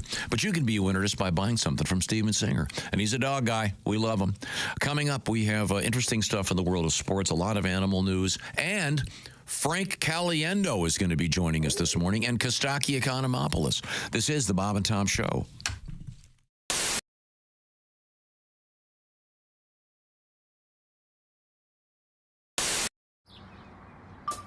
Is that Chick McGee? Why, it sure is. Chick McGee, who knows that an annuity from the folks at Silac Insurance Company means a retirement check in his mailbox every month. Chick works on perfecting his mailbox opening technique. Easy, Mr. McGee. Don't blow that elbow out. Chick isn't quite retired yet. He's just practicing for it. Because one day, Mailbox McGee will be taking his retirement the easy way. SILACINS.com. Silac Insurance Company. There we go. Oh, my gosh. Oh, hey, everybody. It's Jeff Oskey here from the Annals of the Bob and Tom Library. It's Annals, Jeff. Oh, did I mispronounce that? Yeah. I apologize. Yeah. No problem. While I was doing some research the other day, I came across, and I don't think Tom even remembered writing this, but I came across the self-help book that Tom once wrote. Oh, really? Called There's My Way or the Wrong Way. Oh, look at that. The Tom Griswold story. Hot dog. There's even some blurbs on the back. Let's take a look at these real quick. Look how thick that's quite a book. It's 1,942 chapters. Wow. That's What a tome. How much advice Tom has. Well, I hadn't finished it yet. Okay. Here's some of the blurbs. It's good, but not as good as my joke book, says Kiss fan Ace Cosby. Media darling Christy Lee says, I want to be there when Tom records the audiobook so I can interrupt him every 5 seconds. If Tom tells me I like the book, then I like the book, says musician Pat Godwin. And global sensation Chick McGee says, get the F away from me right now. Let's take you guys want to hear a few excerpts from Tom's? Heck yeah. Absolutely. This is my self-help book. This is your self-help book. Let's read a few excerpts. Chapter 1. Well, I can't see you, and I've never met you. I can tell without a doubt you could probably use a haircut. And not one of those Hitler Youth of Tomorrow haircuts. A good old-fashioned, parted on the side American haircut. There we go. You look like someone who would buy a self-help book. Chapter 62. Okay. Life's problems. No matter how privileged your life is, you're bound to encounter problems. Some problems will be easier to resolve than others, but I've found throughout my years the best way to handle problems is by throwing money at them. Don't have money? You better get some, because you're going to need a lot of it. They say, mo money, mo problems. But what they should have said was, mo problems? You need mo money. Here. Very astute. Thank you. I'm very proud of that one. Chapter 114, Confrontation. Like you, the reader, I'm no fan of confrontation, so my advice to you is avoid it at all costs. There is no room for pride when it comes to avoiding confrontation. Put in your Raycon earbuds and pretend you're on with your doctor. You can't stoop too low. Tell them you'd love to talk to them soon, but you're running late to a funeral. Sure, they might not be happy, but you are. And that's all that really matters. Sound advice. This actually isn't good. This is not far off. Chapter 956. The problem is you. If you're depressed or have anxiety or down and lonely, remember the problem is always you. You are the problem each and every time. Not me. I'm never the problem. You are the problem. Until you take ownership of that, you will always have problems because you are you. I haven't read any of this, and I want to read more. And in conclusion, the end. I do. I'm a genius, and you're all a bunch of incompetent buffoons. That means ridiculous but amusing. Now go out and make it a great day. Very nice. Beautiful. It's my new book. Look forward to its publication. Oh. Here's why I like soccer now. I love to see our soccer team lose, not because I'm against them, but because I love to see the look of disappointment in all these fake bandwagon fans. I was in the airport when Landon Donovan and the boys lost, People were in the airport crying. And we're just so proud of them. We love our soccer team. Really, name 3 players. How true? Just say you like soccer. First of all, we shouldn't even have a soccer team. We should have soccer players, but our national team's only function should be to go to other countries and allow them to stomp us, because they can't beat us in anything else. We go to every other country. We take their best athletes in all their other sports. Soccer is the only thing they still have a shot at beating us in. Why would you steal that country's joy? We still have fun. We still have porn and other things that make us happy. A tremendous sport. Yeah. These other countries, all they have is that. And the last thing they want to do is lose to somebody they hate in the sport they perfect. How pissed would you be if the Lakers lost to Al-Qaeda? You understand?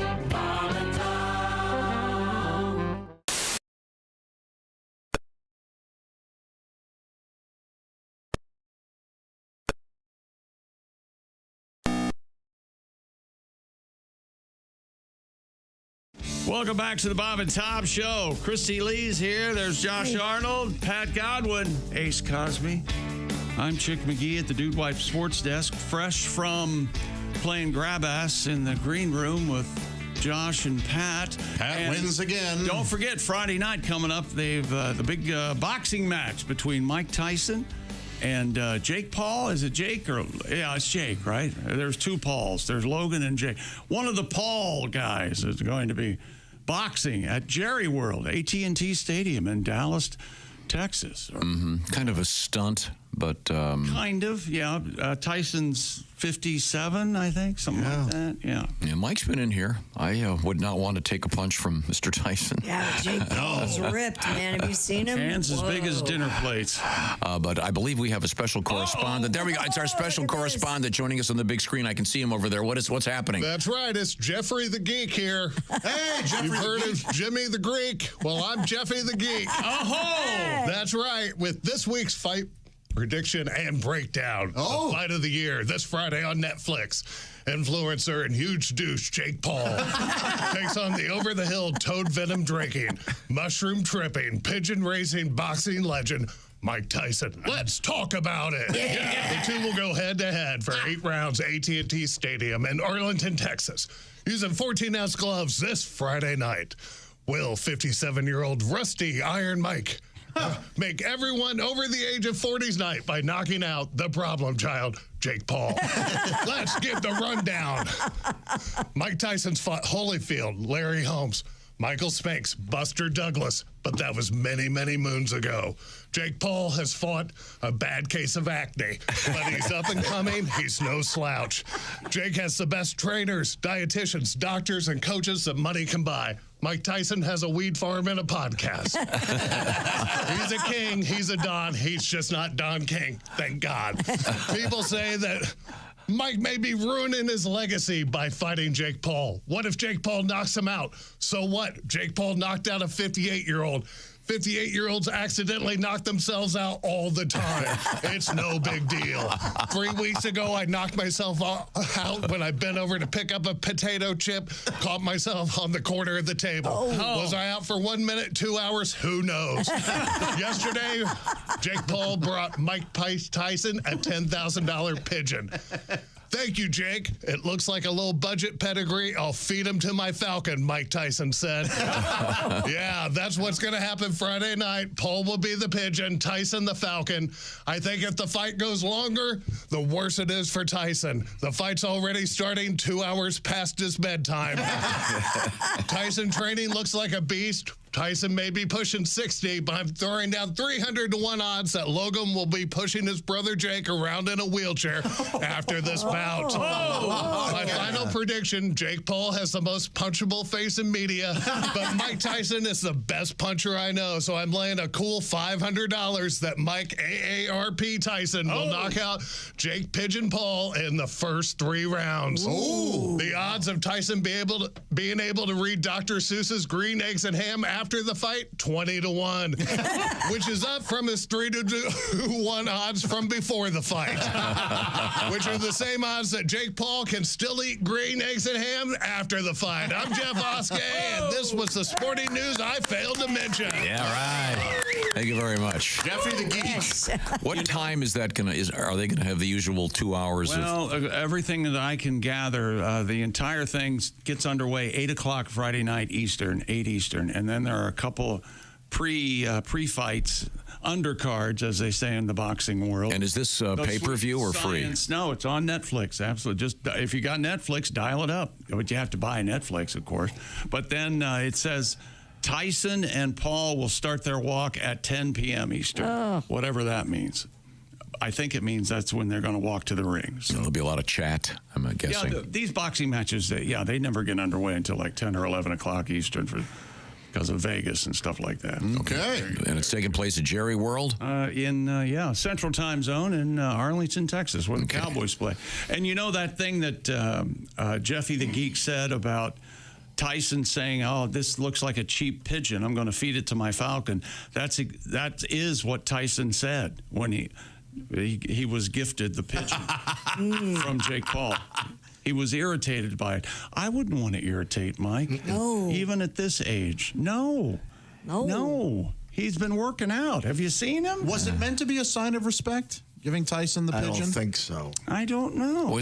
Mike is an avid pigeon collector. He loves his pigeons. Yes. Is there a word for that? Pigeon. Pigeon fancier? Oh, I like that. Didn't Bob used to invest in pigeon racing? Yes, he did. Yeah, that's what I thought. Had a string of pigeon racing. Pigeon. Apparently there was a lot of money changing hands. Yes, like crazy large money. And there are very expensive pigeons out there. Remember the thing about those camels? There are camels that cost millions of dollars that are racing camels, and they put them in what looks like a giant condom. And they have the camel beauty pageant every year. Yeah. They have sheiks out there that they don't know what to do with their money. No joke. I have some ideas. Send it to me. I have a camel unitards. Yeah. And they're like the ones I've seen are blue, and they put the camels in those. And do they have? I forget. They're people on them, right? There's a jockey like in a horse race, right? Yeah. Isn't that part of it? They don't just run them like dogs. They don't run them loose. Okay. They don't chase rabbits. All right. What would a camel chase? Water. A rabbit? No, maybe? I don't know. I don't know. Here we go. Detroit Lions linebacker James Houston had some trouble over the weekend.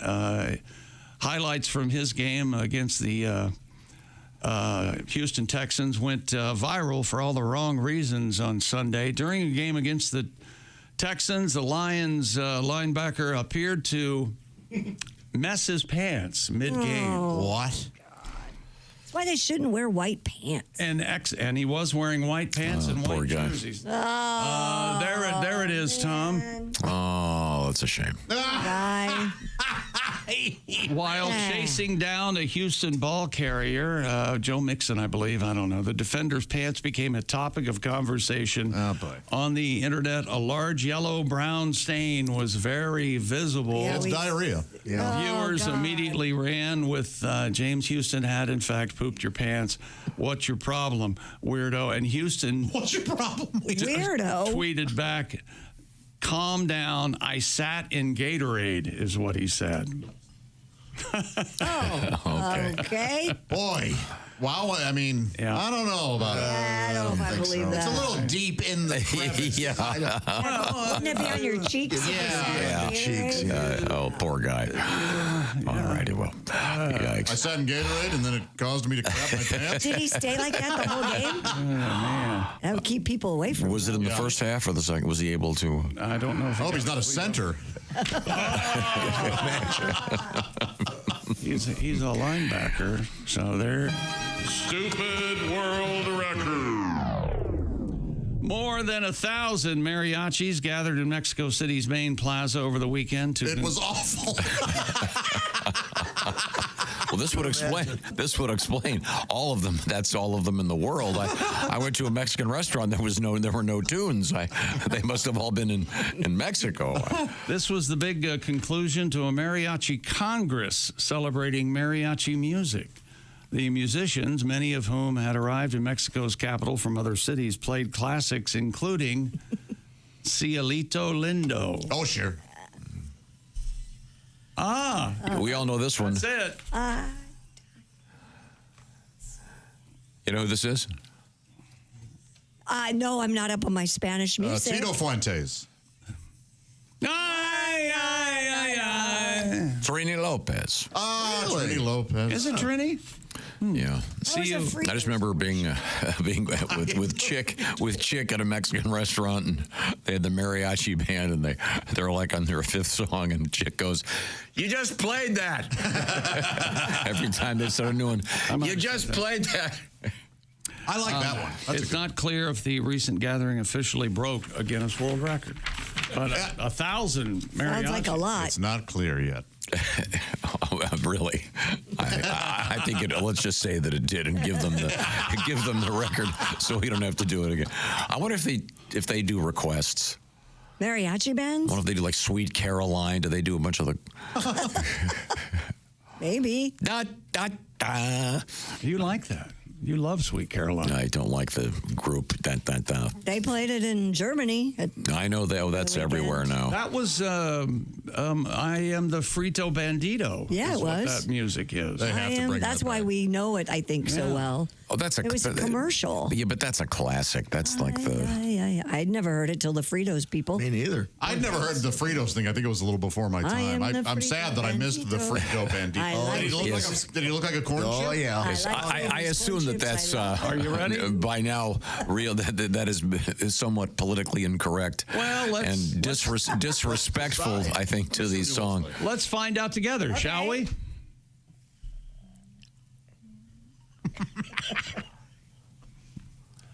It's Mel Blanc. Yeah, it is. Yeah, isn't this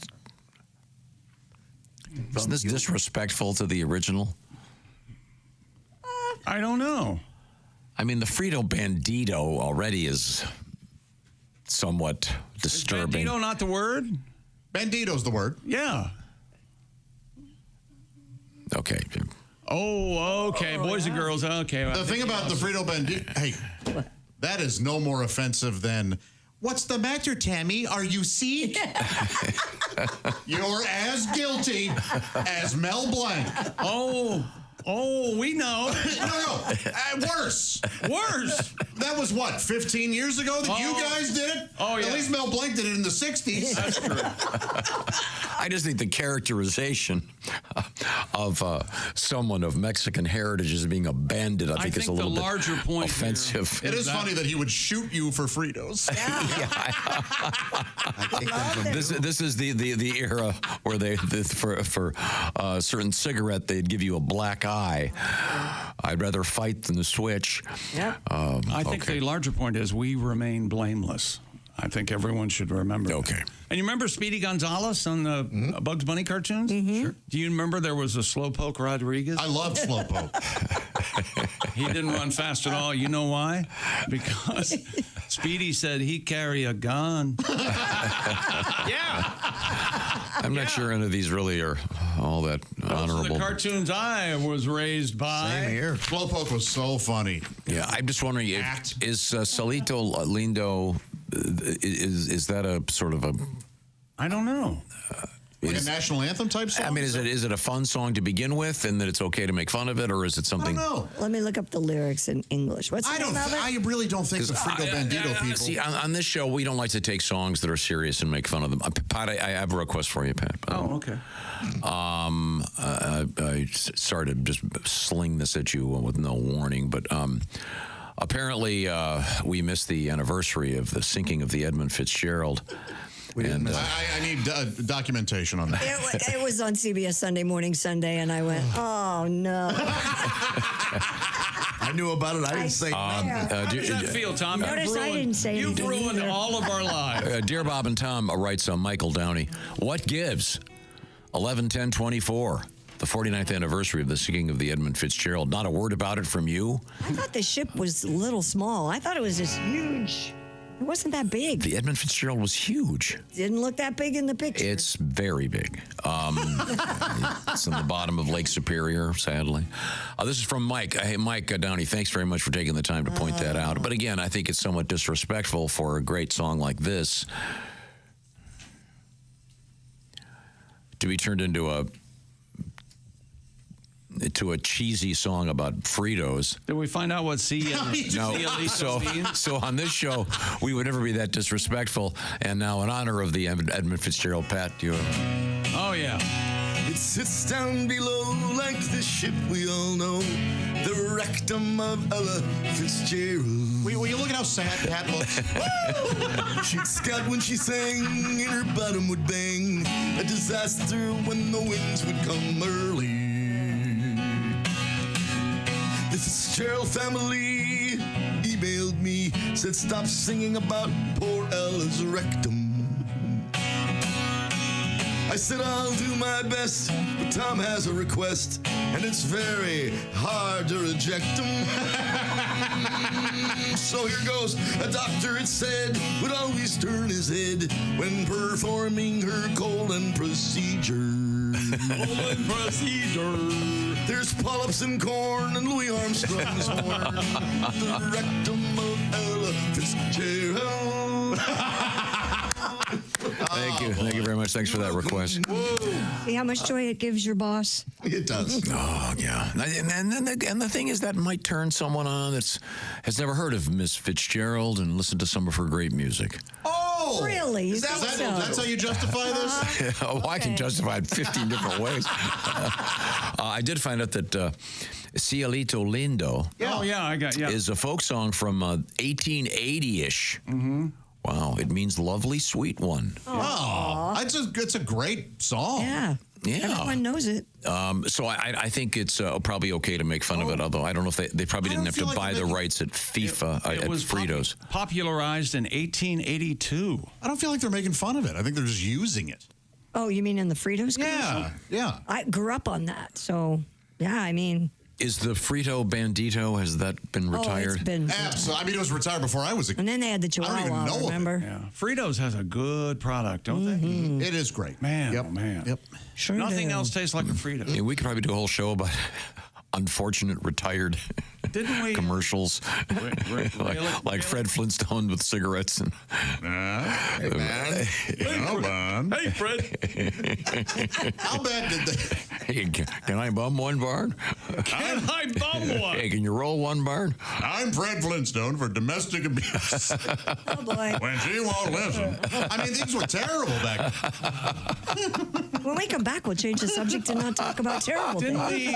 Didn't we used to have a hookup with Lay's potato chips? Lay's is Fritos, right? Can't we? Yeah, Frito-Lay. Get a case of Fritos in here. Let's work on that. Gosh, they're great. They really are.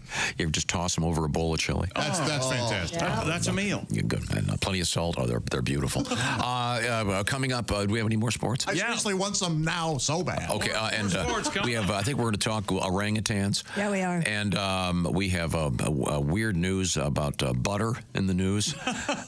When you hear this story, you're going to go, really? I know, it's so crazy. It's not oleo, it's butter. It's about butter, and it's incredibly dumb. This is the Bob and Tom Show.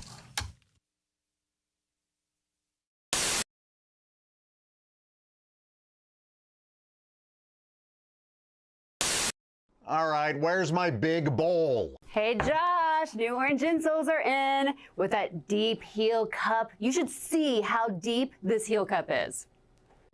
Deep heel cup, you say?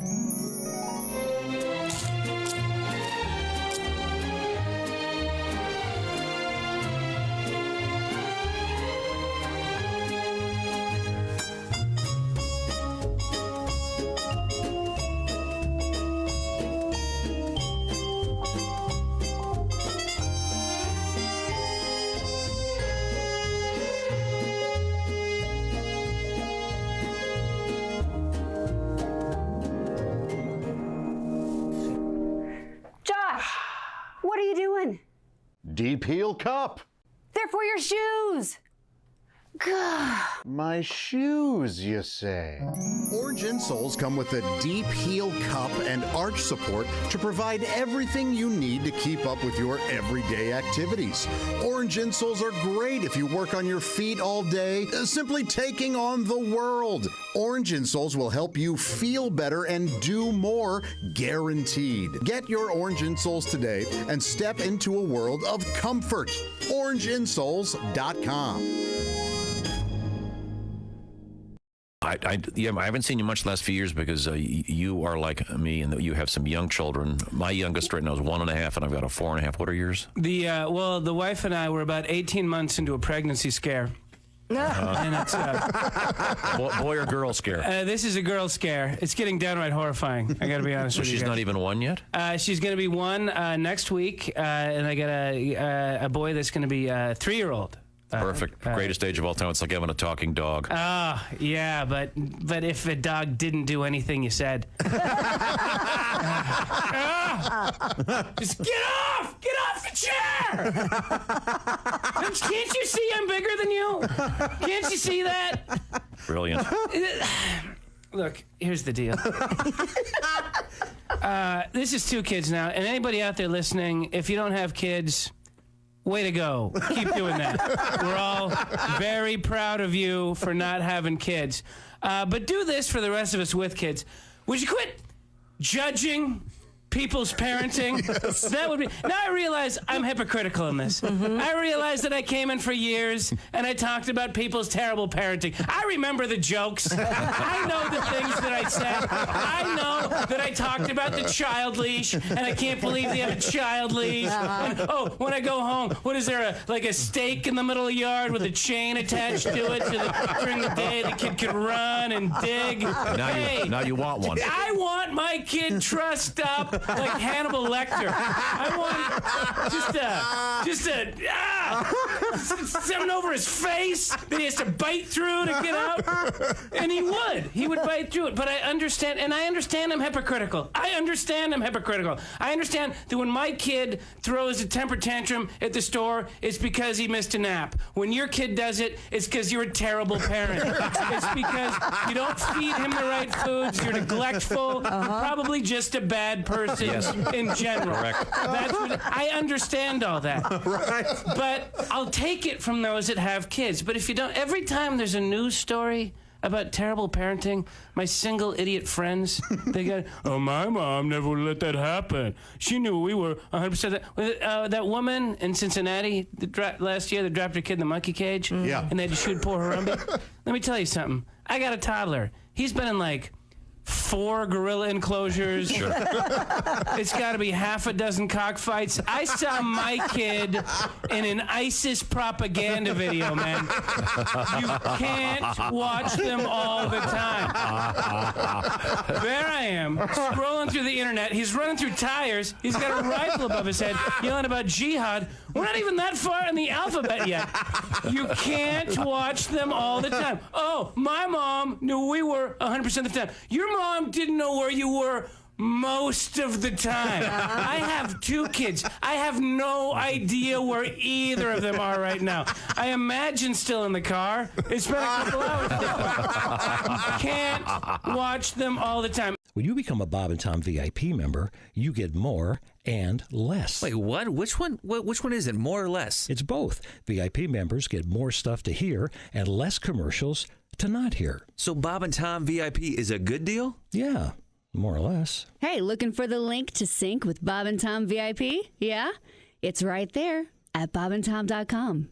I mean, do you want to say where no one knows? You want a different mic so you can stand up? I want to stand because this is a real. Well, you can turn that up into a standing mic if you can take that out of the socket there. It'll. If I can hold it. Look out! Wait a minute. Just take the whole thing out of the stand. Yeah, you can take it out if you. There we go. I'm feeling good. Hey, Chickster, how's it going over there? We have a 30-second snippet of the music. Does this music start? Are you aware of where this starts? Do you have enough intro and me and old Dino practiced it once or twice, so we might be able to figure it out. All right, we'll see. I'm going to have to ride the volume here, make sure I get it right. Ready? Yeah, I think so. Here we go. Oh, boy. No one can hold you down if you really want it. Just steal your destiny right from the hands of fate. Reach for the cup of life because your name is on it. Do you really want it? Do you really want it? 2-E-O. Vida loca. Go, go, go. Living la vida loca. Idiot. idiots. It's olay, olay, olay. Oh, it sounds just like Living La Vida Loca. Sounds just like Living La Vida Loca. Perhaps our arguments were with Ricky Martin, not even with you. I think maybe. I've never been more disappointed. So what are we're supposed to go olay, olay, olay? Yes, guys, come on. This is a give and take song. Let's try it again. Just steal your destiny right from the hands of fate. Reach for the cup of life because your name is on it. Do you really want it? Do you really want it? Olay. To-E-O. Olay, olay, olay. No, no, no. Olay, olay, olay. Tonight's the night. We're gonna celebrate the Buy new shoelaces. No, you sure wouldn't. This is a mistake. Didn't you have a kangaroo question last week? Did I? We'll come up with that. Coming up, Monster Cash, $1,000 an hour. It's unbelievable. Welcome back to the Bob and Tom Show. There's Christy Lee. There's Pat Godwin. There's Josh. Well, good morning, Josh. Hey. Josh is eating. Josh had what kind of sandwich? It's a turkey. That looks good. Turkey on toasted bread. Oh, that looks delicious. My favorite. That looks delish. Mm-hmm. Do you now? How many slices of turkey do you use? Looks like a lot. The package. That is nothing short of brilliant. Thank you. You've got to use a lot of turkey. It's a lot. Yeah, but So are you pre-gaming for Thanksgiving? Is that what's going on? That's right. I got to get my body adjusted to the turkey intake. Don't you find turkey to be so bland? I love it. I love it. That's where gravy. Now, is our guest ready? Yes. Now, I'd like you, Chick, I'd especially like you to be on your best behavior. Because we have a sophisticated guest, someone who actually knows what... It's fine. What's his last name?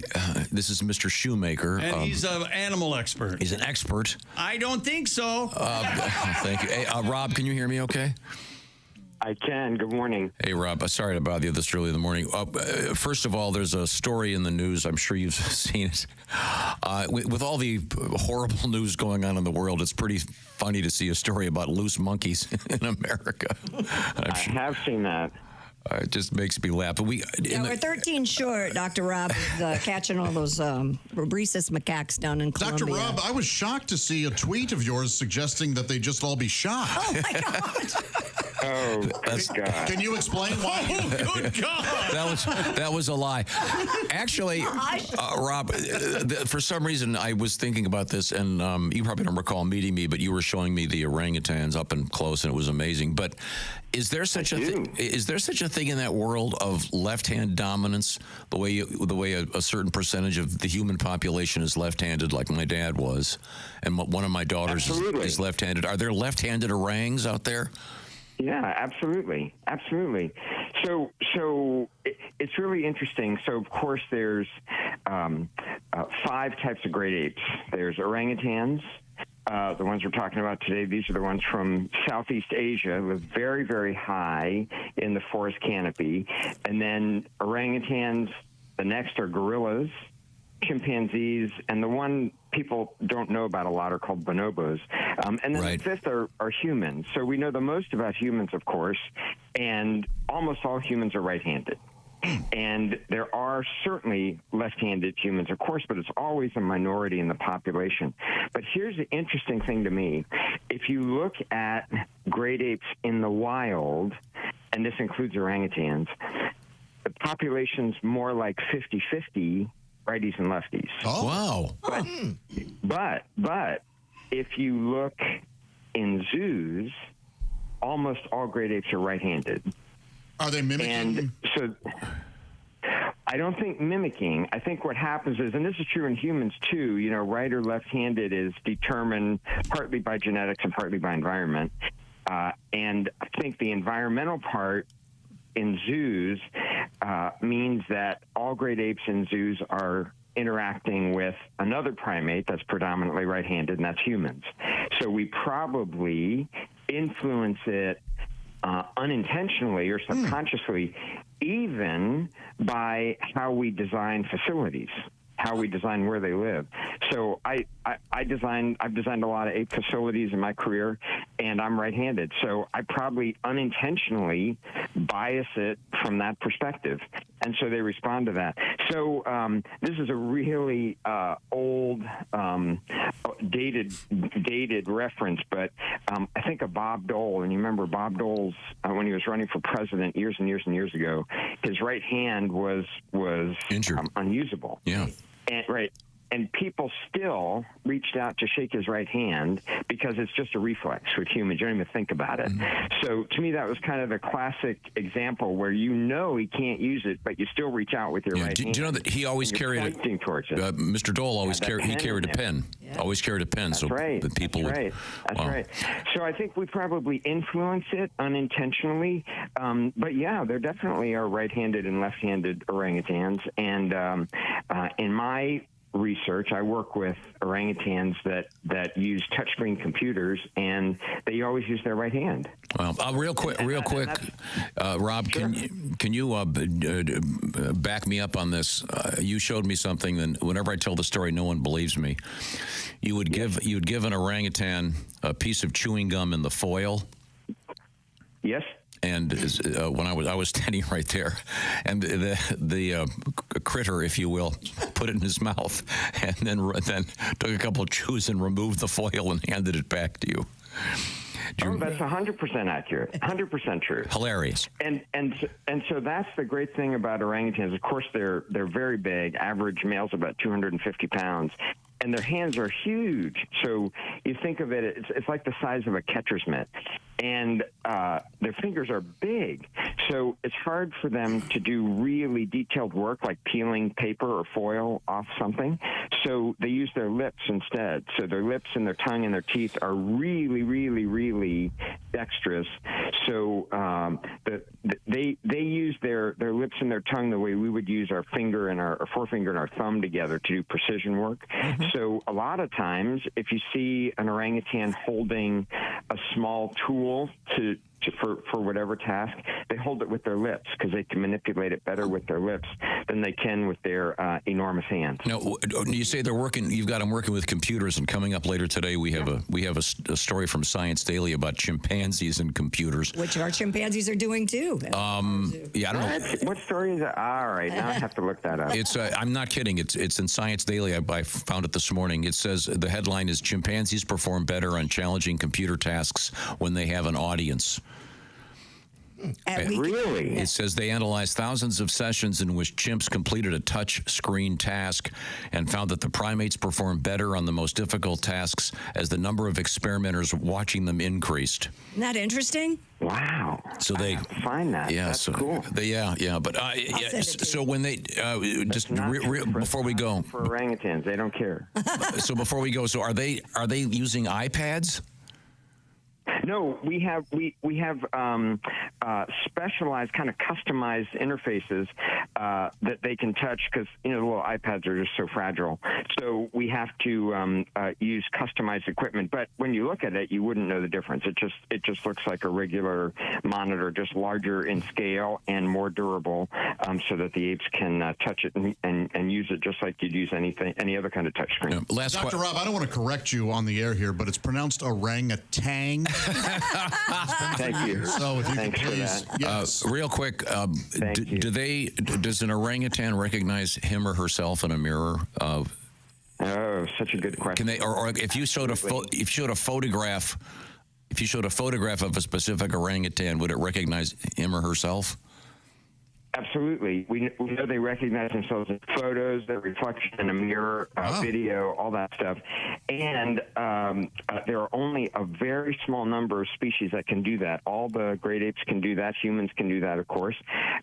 And then elephants can also do that, and so can dolphins. Oh, I know my dogs. So my dogs can't. My dog sees himself in the mirror, and he thinks there's another dog. Definitely cannot. Okay. Yeah, your dog definitely cannot. Hey, Rob, thanks for your time. We got to cut it off, but Rob Shoemaker, expert on oh my God, all these critters. It was so interesting. Rob. Thanks so much. And if you'd like to hear more from Dr. Rob, he's on a podcast with me called Worth Your Time. All right. Check it out. Okay, thank you. Very smart man. Thank you, Christy. Mm-hmm. So we learned something finally on this show. Yeah. Thank you very much. What have we got coming up over there?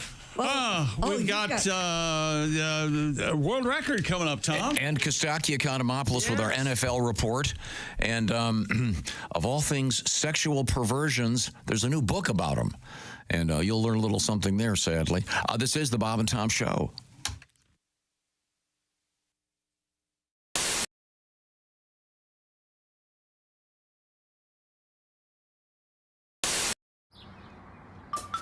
Is that Chick McGee? Why, it sure is. Chick McGee, who knows that an annuity from the folks at Silac Insurance Company means a retirement check in his mailbox every month. Chick works on perfecting his mailbox opening technique. Easy, Mr. McGee. Don't blow that elbow out. Chick isn't quite retired yet. He's just practicing for it. Because one day, Mailbox McGee will be taking his retirement the easy way. SILACINS.com. Silac Insurance Company. Maria, were you a temp? Did you? I was a temp for a long time, about 7 years, and I was like how they make every job sound like, so crazy, We do things a little differently around here. We're a bit of a nut house. Hold on your hat. It's going to be a wild ride.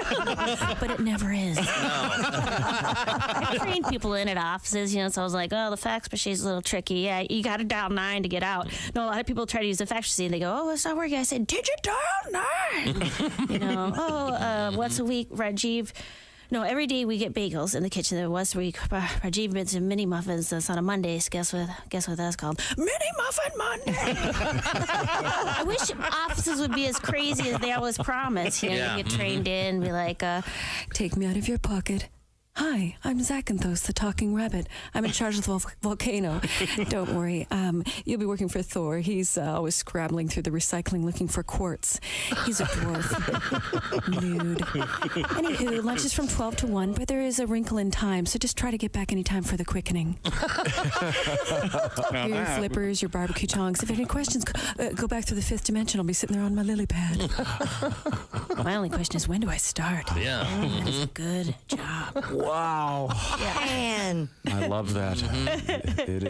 Dial 9 for the fax machine. Remember that. Everybody's crazy. No, they're not. Okay. Thank you. Maria Bamford is with us. Wow, that's brilliant. That's very, very funny. Did you ever work in an office, Tom? I don't think you have you? Worked in a restaurant, right? No. It's an interesting experience. Bob, did you ever work in an office? Oh, yeah. I've done a little. I have issues with authority, you might have noticed. I know. That's why I was asking. You know what struck me is it's so quiet. What, in an office? Yes. Well, yeah. Well, you're still, that's if people are actually doing work, yeah. And I had to work at a bank once when I was at temp, and I was stunned at how quiet it was.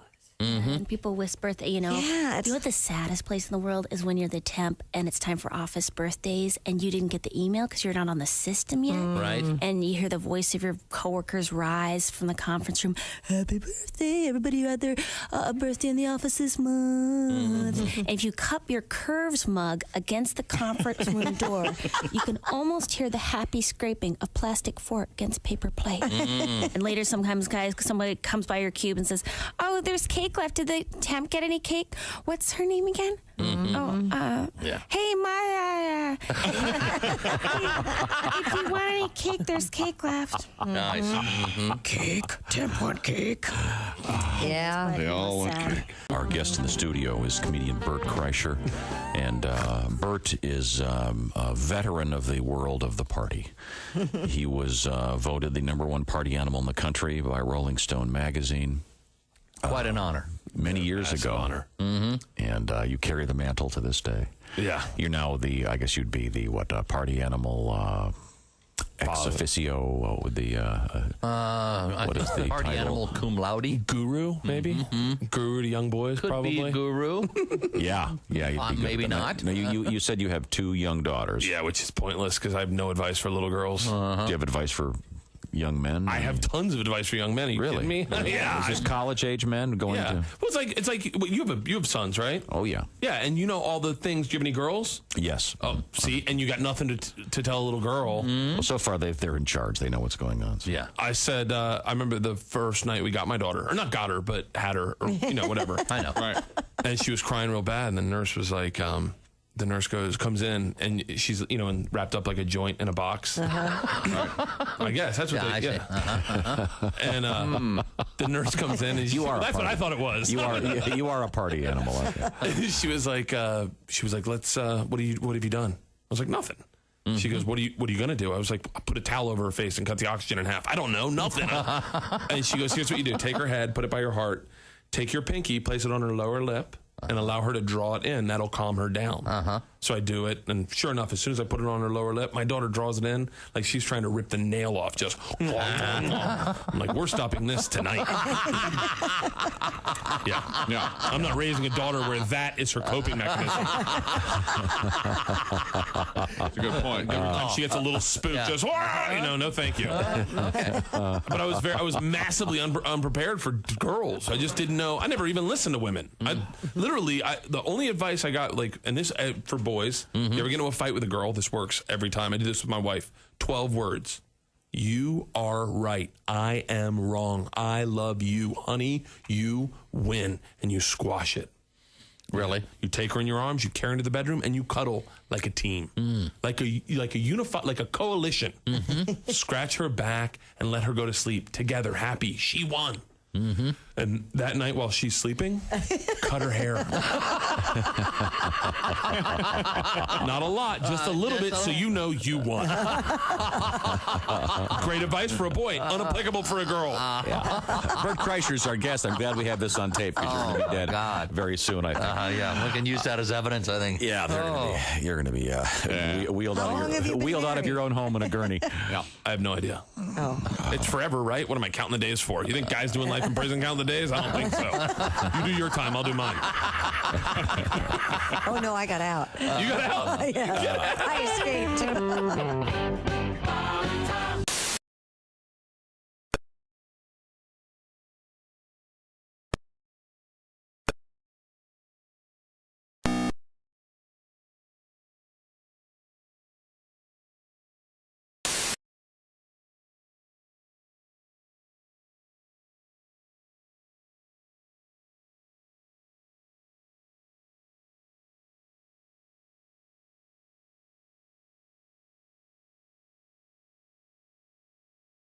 We call it Monster Cash. Still, your shot at $1,000 coming up.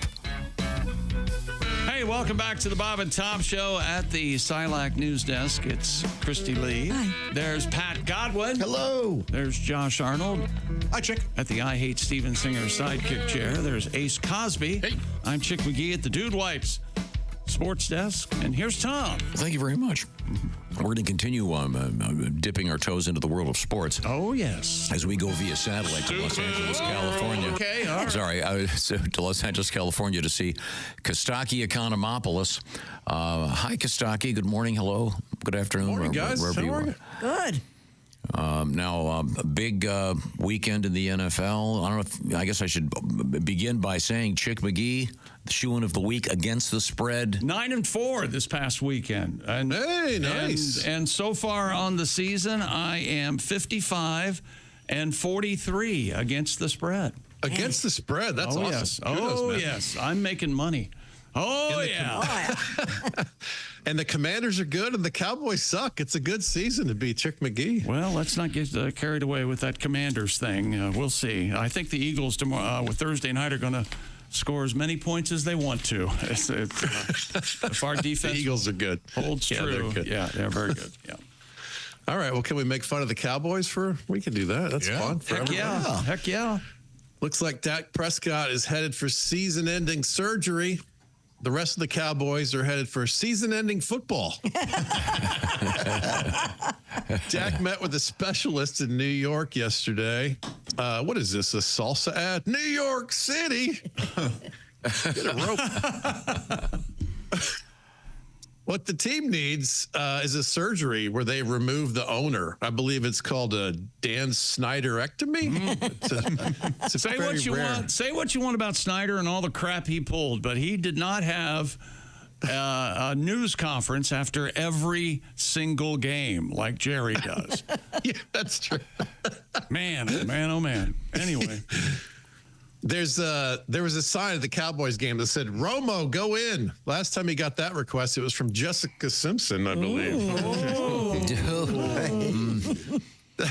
The sun set peering through the stadium kept CeeDee Lamb from making a touchdown catch. It's $1 billion stadium. It doesn't have a sun visor like my Honda Civic. You can't. Now, actually, Chick, do you have that story about the curtain? He is CeeDee Lamb, the wide receiver, is he said 1,000% certain that a curtain will help everything, because he did lose a touchdown pass in the sun this past Sunday. It seems reasonable to me. And Jerry, though, says, hey, the sun is the same for everyone, but they have to put up with, I'm telling you what Jerry says. He's not out there.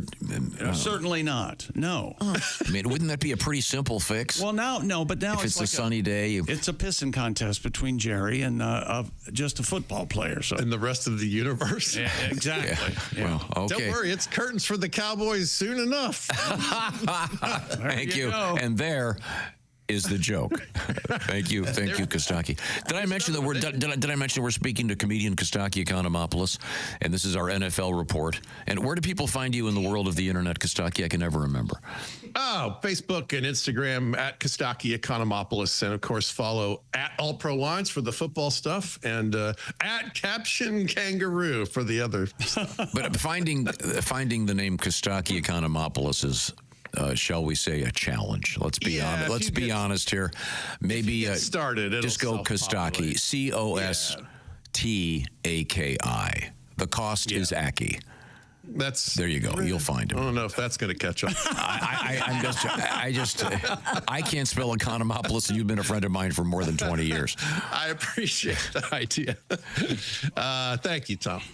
They were going to put a fork in the Cowboys, but Coach McCarthy is using it to stress eat. So they don't have access to it. Oh, he's a big fella. Their starting quarterback is out, and neither of the backups look good. They should just call plays like I did when I was a kid playing vibrating football, like wedge left, wedge right, power sweep. That's it. They can't throw the ball. You know what? There was a gentleman who said, Mike McCarthy, he was surprised that someone like him was a football coach, because if he can't be in charge of his own body, if he can't keep track of calories that he eats, how is he a motivator? Oh, my. How is he a motivator of men? I don't know. Why don't you go to Kansas City and ask the coach? Coach Andy Reid, who's won how many Super Bowls? Yeah. I think he won one while I was talking, actually. And then he had a big cheeseburger. Yeah, so. That's the beginning, middle, and end of that argument. Yeah. The backup Cooper Rush. That's just a funny name. It sounds like when they made them wear crazy colored uniforms. It's Cooper Rush night. It's or a failed Gatorade flavor. Cooper Rush. An energy drink. Like killer strain of weed or something. I don't know. Sadly, a Cooper Rush is better than a Cooper Pass. We keep hearing about the immigrants crossing the Texas border. Are there any of them who can throw a football? There should be a border gate for political asylum, and then a different gate that has a combine. Like you run a good 2-minute drill. Like, here's a Cowboys jersey. Welcome to America. I saw him throw a toddler over the fence. So surely he can throw a football. And that was a hell of a spiral. That's way hard. Yeah, unfortunately, the guy that caught it spiked the kid. But, they still get the 6 points. Hey, Costaki, is this correct? Are you going to be at the Bazinga Classic Pub on the 21st of November? Yeah, that's soon. That's next week, Thursday. Yeah. And then at the famous Dale's Weston Lanes on the 22nd of November? Yes. And then at the Hotel Mead in Wisconsin Rapids, Wisconsin on the 23rd. Those are all gigs for the live Costaki shows. Wisconsin tour coming up. A lot of football and divorce comedy. Don't miss out, everybody. And remember, if Costaki fails to make fun of your team, just go up to him after the show and he'll be happy to provide a joke. Oh, yeah, I'm happy to. Yeah, we missed you. Come on. Well, oh, Cardinals? Yeah, we don't get Cardinals a lot. Let's do some Cardinals comedy. Whatever it is. Try to spread the word. The NFL spread the word too. The Panthers beat the Giants in Germany. Like sex tourists going to Thailand, the Panthers had to leave the country to score. They're not having it good. Referee Sean Hockley called one penalty in German. A false start has never sounded so unnerving. Yeah. Oh, I had that right here, Costaki. You ready? Here you go. Okay. Yeah. First start, Angriff. Oh. 5 Yards Strafen. It's by the center. It's third down. Whoa! Crowd loved it. They went crazy when they realized he was speaking German. Yeah. It's great. Did you hear? It's apparently a nod to his father, who once did this in Mexico City in Spanish. So it's like a tradition. I guess it's a tradition. They've done it twice. Well, Ed Hockley is the famous referee who would work out all the time. Yeah. Had incredible guns and that. I remember him, and I know nothing about football. Yeah. That's the dad. Yeah. Right. A false start is funny. You know, starting your offense before the other side is ready. Historically, the perfect penalty in Germany. Right. It's a blitzkrieg joke. Blitzkrieg comedy. Well, it is interesting that the word blitz. That's where it came from. Sure. Oh, yeah. Yeah, that's right. It means Blitz. lightning. Yeah. I like the idea, surprising the fans with some German talk. Bad idea, surprising your girlfriend in the bedroom with some German talk. That doesn't work. Not very sexy. Now, do you know, you're of Greek heritage, obviously. Do you know any Greek? I know a little Greek. I can order food and figure out when to get to the port. Kostaki, you saying euros doesn't actually qualify for ordering Greek food. I can pronounce tzatziki correctly. Tzatziki and baklava and Retsina wine. Which tastes like goat piss. Do you guys have baba ganoush? Is that you guys, Greek? No, that's not us. Okay, I'm sure you could get it there. Yeah, Costaki, do you know any? Did you ever use any bedroom terms of Greek heritage in the bed? No, I never. No. I'm not going for the obvious. I'm just curious. Talk to her out back. You know what I mean? No. I'm just okay. We got to wrap it up, Costaki. Can you get to your closer? No, we can. Let's see. Jets owner Woody Johnson may step away from the team for a political appointment. Boy, I hope the Jets don't start to suck. Yeah, that'd be bad. And I hope Woody Johnson's middle name's not Peter, right? No kidding. Oh, wow. Woody Peter. Make it through That middle would be school. amazing. Richard Johnson. Wow. Woody Johnson. That's a tough. Wow, the Dick Trio. Well, Costaki, you've also got a gig coming up. I was just down at the Caravan in Louisville to see Greg Warren. That's a great room, and you're going to be there. You're going to be there in early December, so be sure to go see Costaki live and in person. Now we have to do our condom count. Any change since last week? No changes to report. It's the same number in the box. Okay. Yeah. So sorry. Hey, that doesn't mean he's not getting laid. Just said he's not wearing condoms. Oh, right on, brother. Well, whoever you're dating has a back, right? Wow. Again, I'm sorry. I did not intend that to go. No way, ladies and gentlemen. Hey, thanks, Costaki. One more thing, Costaki. If people want to participate in all this frivolity, where do they do it? All the major social media platforms, but primarily Facebook and Instagram. Come join us at All Pro Lines. All football memes and jokes, and you can chime in and write tags. And All Pro Lines. Thank you. Have some fun with it. Thank you very much. Now, I took a turn over that way. We're still doing sports with our sports guy, Chick McGee, at the Dude Wipes Sports Desk. What else is happening over there? Well, but first we need to talk about Raycon and your everyday earbuds, Tom. We all love finding deals this time of year. It's the holiday season, and holiday shopping has officially begun, more or less. And there are great buys on all sorts of products. But Raycon, there's great buys every single day of the year, and right now is no exception. They're doubling down by offering Bob and Tom Show listeners up to 30% site-wide of Raycon's everyday earbuds with new features like 32-hour battery life, multi-point connectivity, lets you pair with 2 devices at once, and active noise cancellation. And even though Raycon's quality rivals some of the biggest names in audio, Raycon started about half the price of the other guys. They're already an incredible deal, even before you factor in the Black Friday offer of up to 30% site-wide. It's time to save big for Black Friday. Talk about a stocking stuffer. Go to buyraycon.com/Tom today. Get up to 30% off site-wide.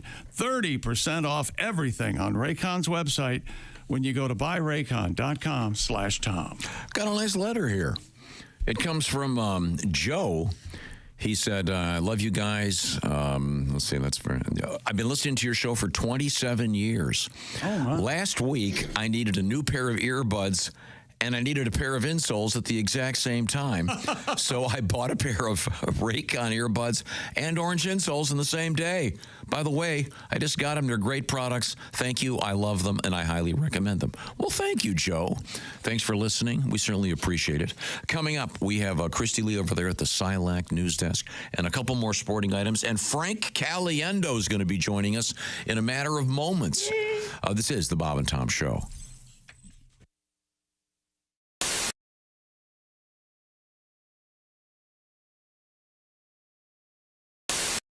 Tiki Barber here. Remember the days when I was a running back in the NFL? Well, if you're on your feet all day like I was, you get the struggle. The secret is orange insoles. Their insoles are like magic for your feet and body. They'll help you kick hip pain, sore feet, and lower back discomfort to the sidelines. Feel better, do more with orange insoles. Shall we? Now, comedian Dave Dugan has joined us here in the studio. And I understand you are in the process of downsizing. You're moving from your lifelong home to a smaller facility. Oh, yeah. By facility, I mean a home. not like at last, a supervised facility. Not the booby hatch. Mother and I are downsizing. When you downsize, you have to have like some sort of cute nickname for each other. I call her Mother. She calls me, what is it? She bastard. and so, but it's a living hell for a hoarder to have to downsize. And then finding the place that you're going to move to. You know, everything's real important to everybody now with trendy fixtures and the backsplash and all. I just care about the water pressure in the shower. That's all I really care about. Good. Fair It's enough. got to be there should be a setting on a shower head called prison pose. Because I don't want to just get clean. I want to be punished. If I'm not getting what I want from that shower head, I'll taunt it. Is that all you got, Big Daddy? But when you downsize, you want the Silkwood level. Yes. it presents a lot of arguments because of how much stuff I have Accumulated, held on to. yes. And I've got a story about why I can't let go of it. Everything's got to I've still got my kids from the baby gap and it's like what do you think you're going to do with these?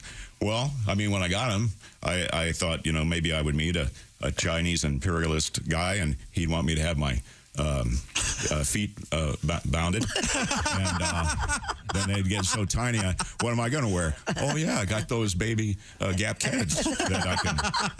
Hey, handy. No, I'm not trying to be critical. I'm just. This is what the Surgeon General is saying. I know. So I think those women who can't are pretty much, by and large, selfish, aren't they? Screw you, chick.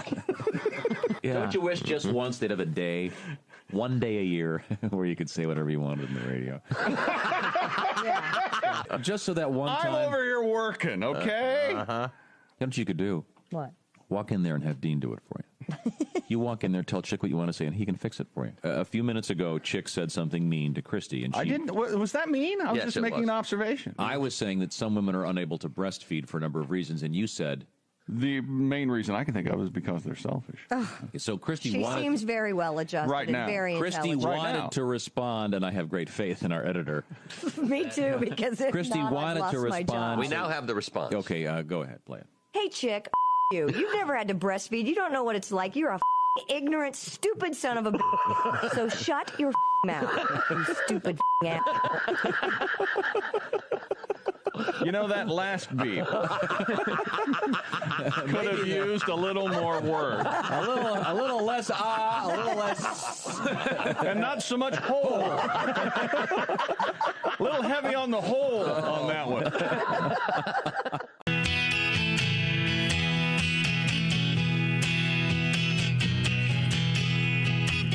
People think China's listening to all of us on our mobile phones. Yeah, we Google something, they steal our info and get in our accounts at the savings and loan. Hey!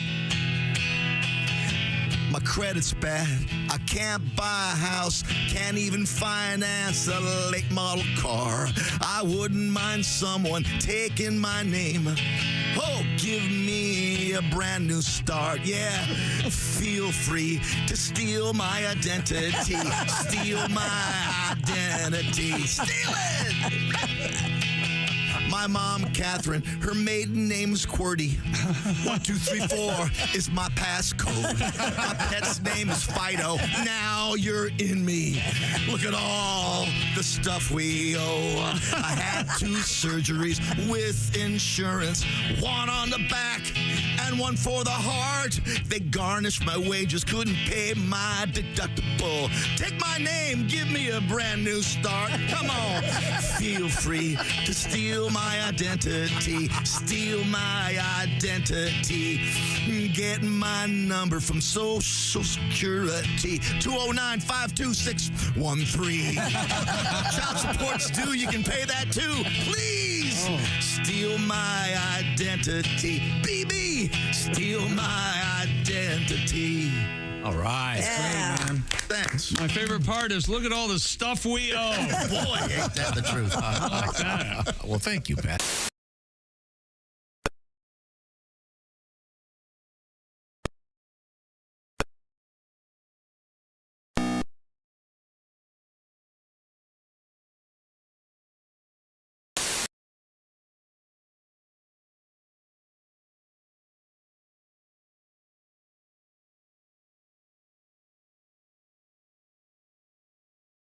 Top show, Christy Lee, Pat Godwin, Josh Arnold, Ace Cosby. We're all here. I'm Chick McGee at the Dude Wife Sports Desk. Here's Tom with our special guest, I believe. That's right. We're going to go back to the satellite. Yep. And there we go. Look at that handsome man.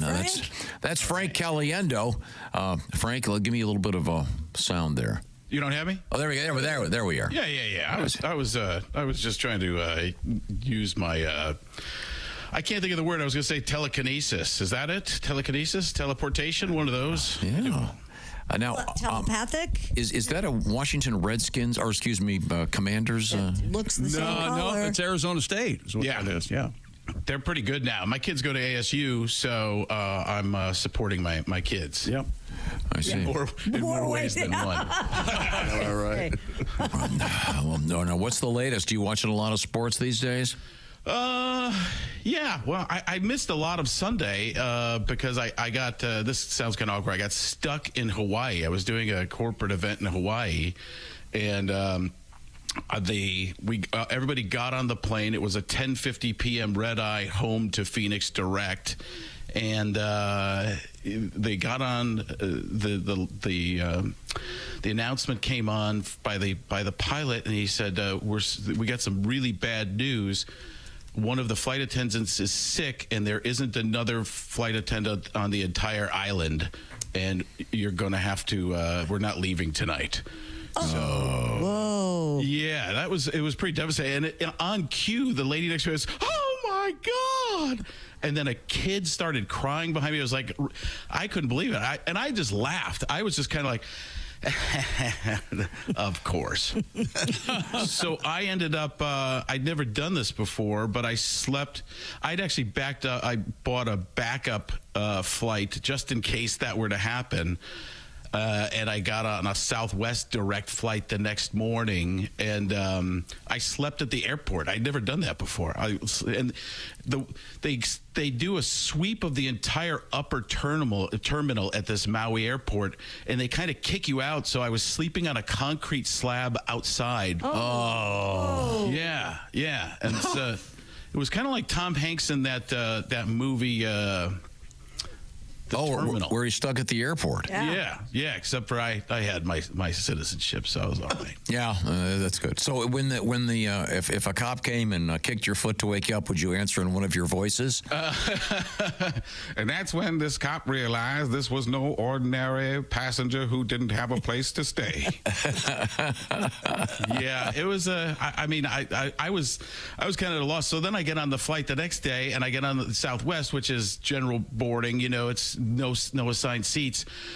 I'm in the B group because I didn't sign in quickly enough for some reason, but I'm on the aisle, and then I don't know, a couple comes and they're like, anybody sitting there? I'm like, no, because the plane's full. A little lady and a guy bigger than me. So how do you think they sat down? The big guy got the middle seat. The big guy sat in the middle. Yeah. And I'm thinking, you've got the perfect, if we're playing Tetris, you know which way to rotate this, right? And what do they do? She gets in and I'm like, no, and I want to say something. I'm like, hey, Chunky, how about her in the middle? You know, I get it, but you don't want the girl to sit next to the potential weirdo. But so he gets in, and then he utilizes not just one. Like if I got on with my wife, I would lean to her, right? I would. No, he took up the entire middle plus my seat, and I'm like, what do you? And then what do I say? I don't say anything because I'm way too nice of a human being. But it was just a frustrating situation. But I got home and everything is really great. Frank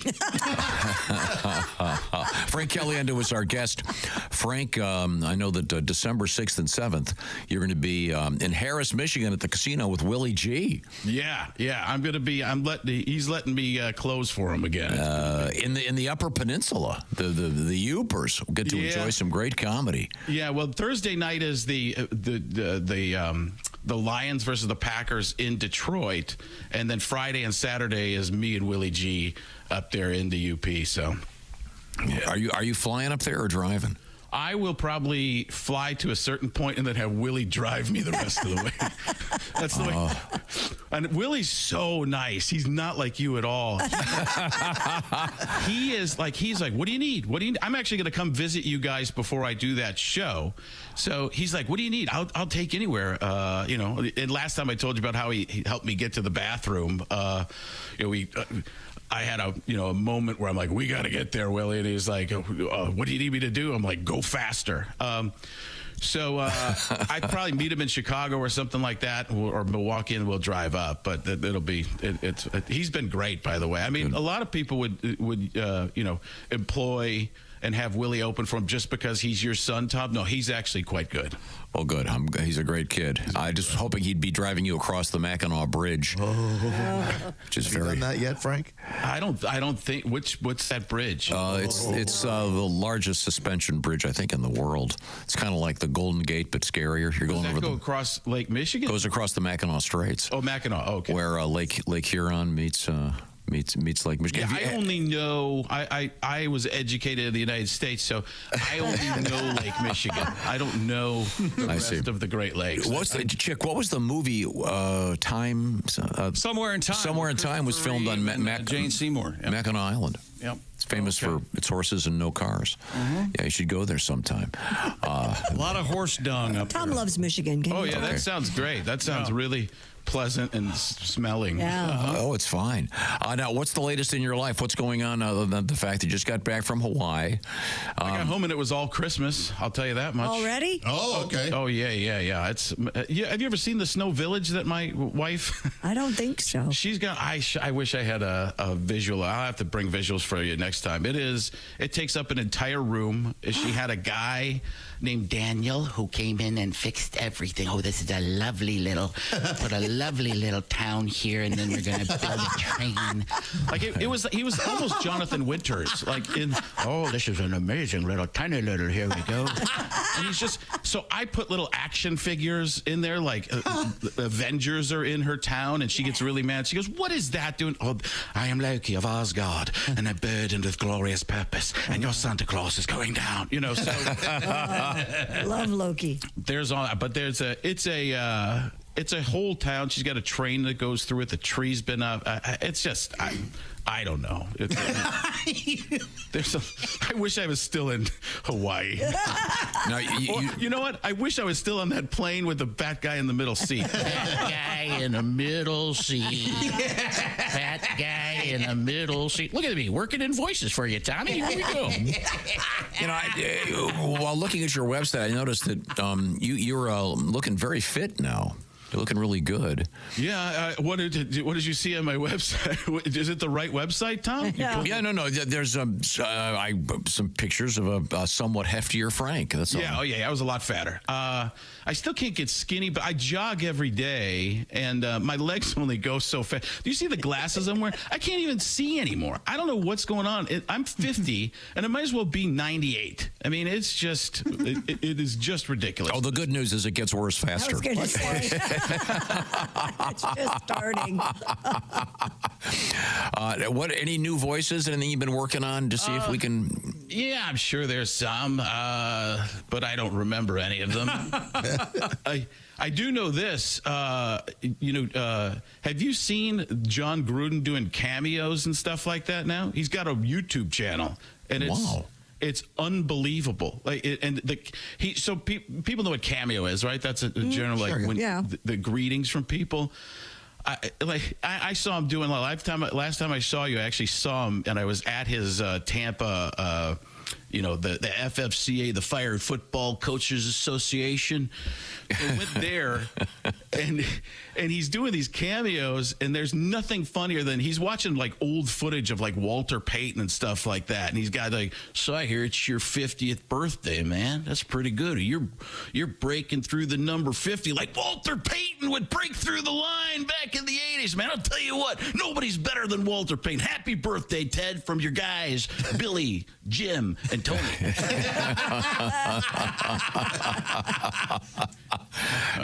Are you on Cameo? No, I was going to do. He kept trying to get me to do. I kept trying to do, but people always want me to do, other people. They don't ever really want to talk to me.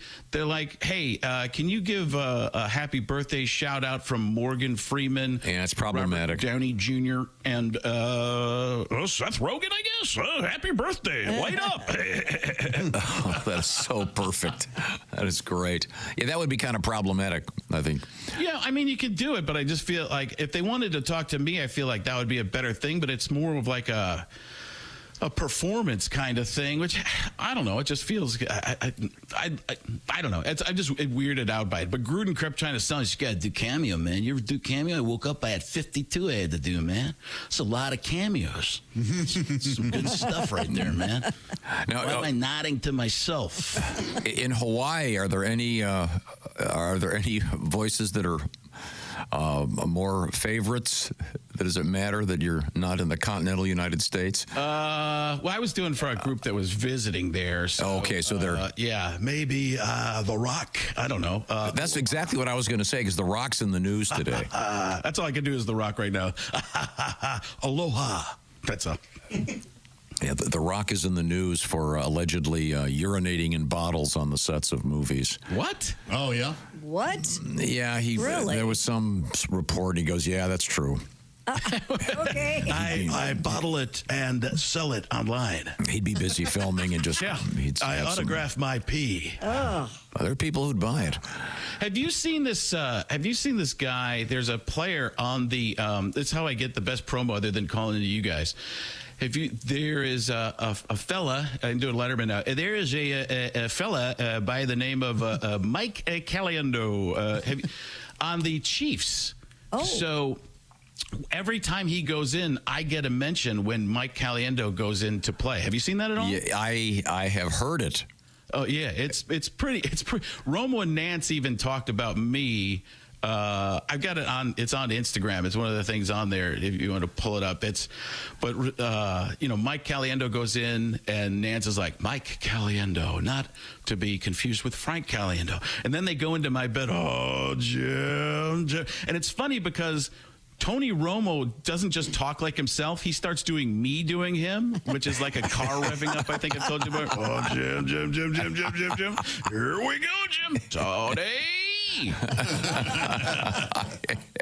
I did hear them once reference you, and I think I almost did. I text you? I think I may have. Oh yeah. I think you did. You were one of the people. I wish that after they did that, Mike Caliendo, not to be confused with Frank Caliendo. Oh, Jim, he's going to be at Island Casino December 6th and 7th. Here we go, Jim. FrankOnStage.com for tickets. Now, do you have anything else coming up in the near future? Or are you going to be resting with your wife, looking at her little Christmas thing? There's nothing little about it. And you're just looking for more work for Willie? What are you doing? No, I'm just curious. Does she take one of your ping pong tables over for her Christmas thing, or do you still have that in the garage? Well, that's in the ping pong table's in the garage. I don't even get the house anymore.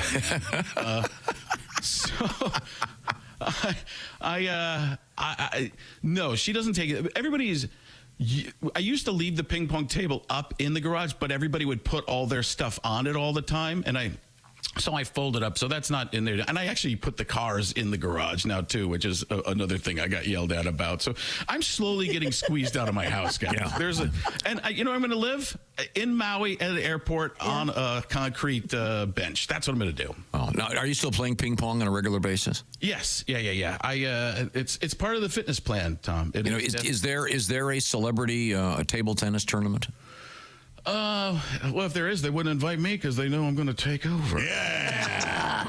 Judah Friedlander would be another great player. I think there's a lot of people that say they play, but then, you know who told me he's fantastic? Is Michael Bublé. Really? Yeah, he said he's really good. But I don't know because I haven't seen him actually play. But invite him over to the house. He can serenade Christmas songs. Oh yeah. He is Christmas. You'd score some points with the little woman if you did that. Have I ever told you that story? I met Michael Bublé texting or sending messages. I sent something on TikTok.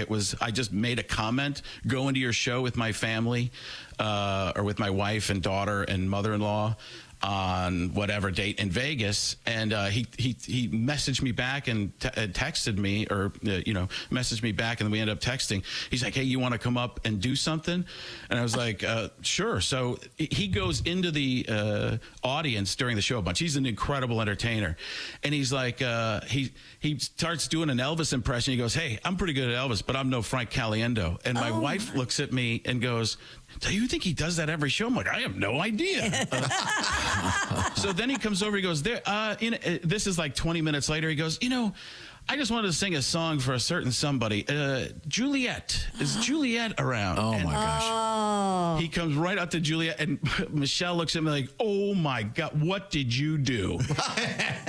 So he comes over, starts to sing, and, he's singing to Juliet, and then he asked me to do some Morgan Freeman. It was like, and that's when they realized this was pretty good, and I just hadn't met you yet.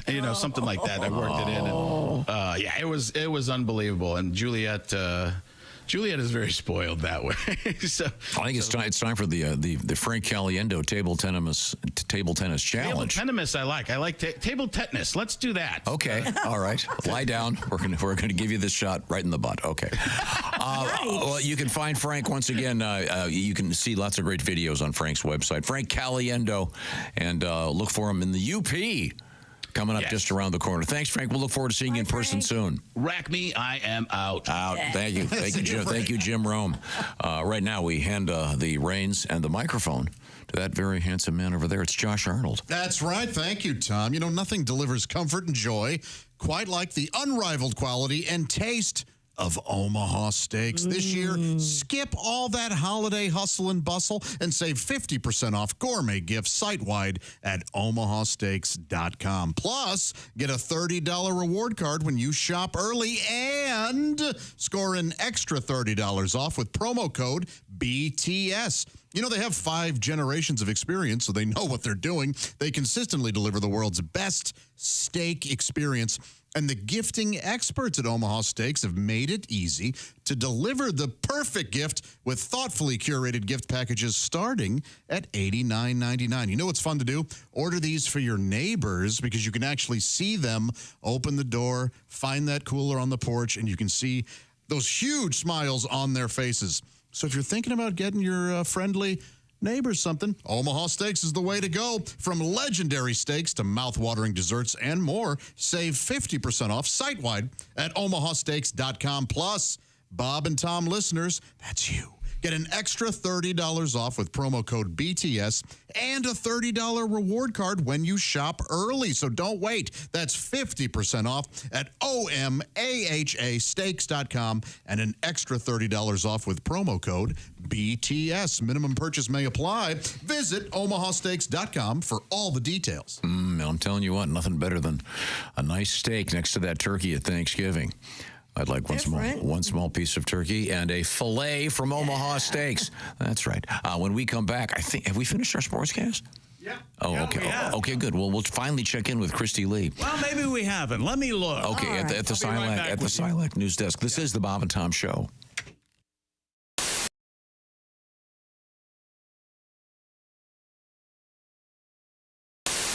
All right, where's my big bowl? Hey Josh, new orange insoles are in with that deep heel cup. You should see how deep this heel cup is.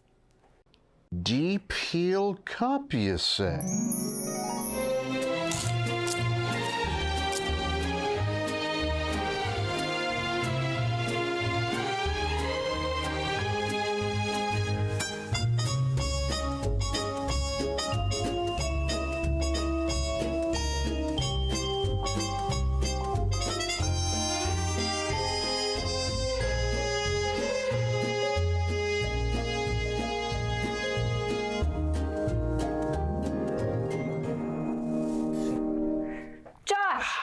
What are you doing?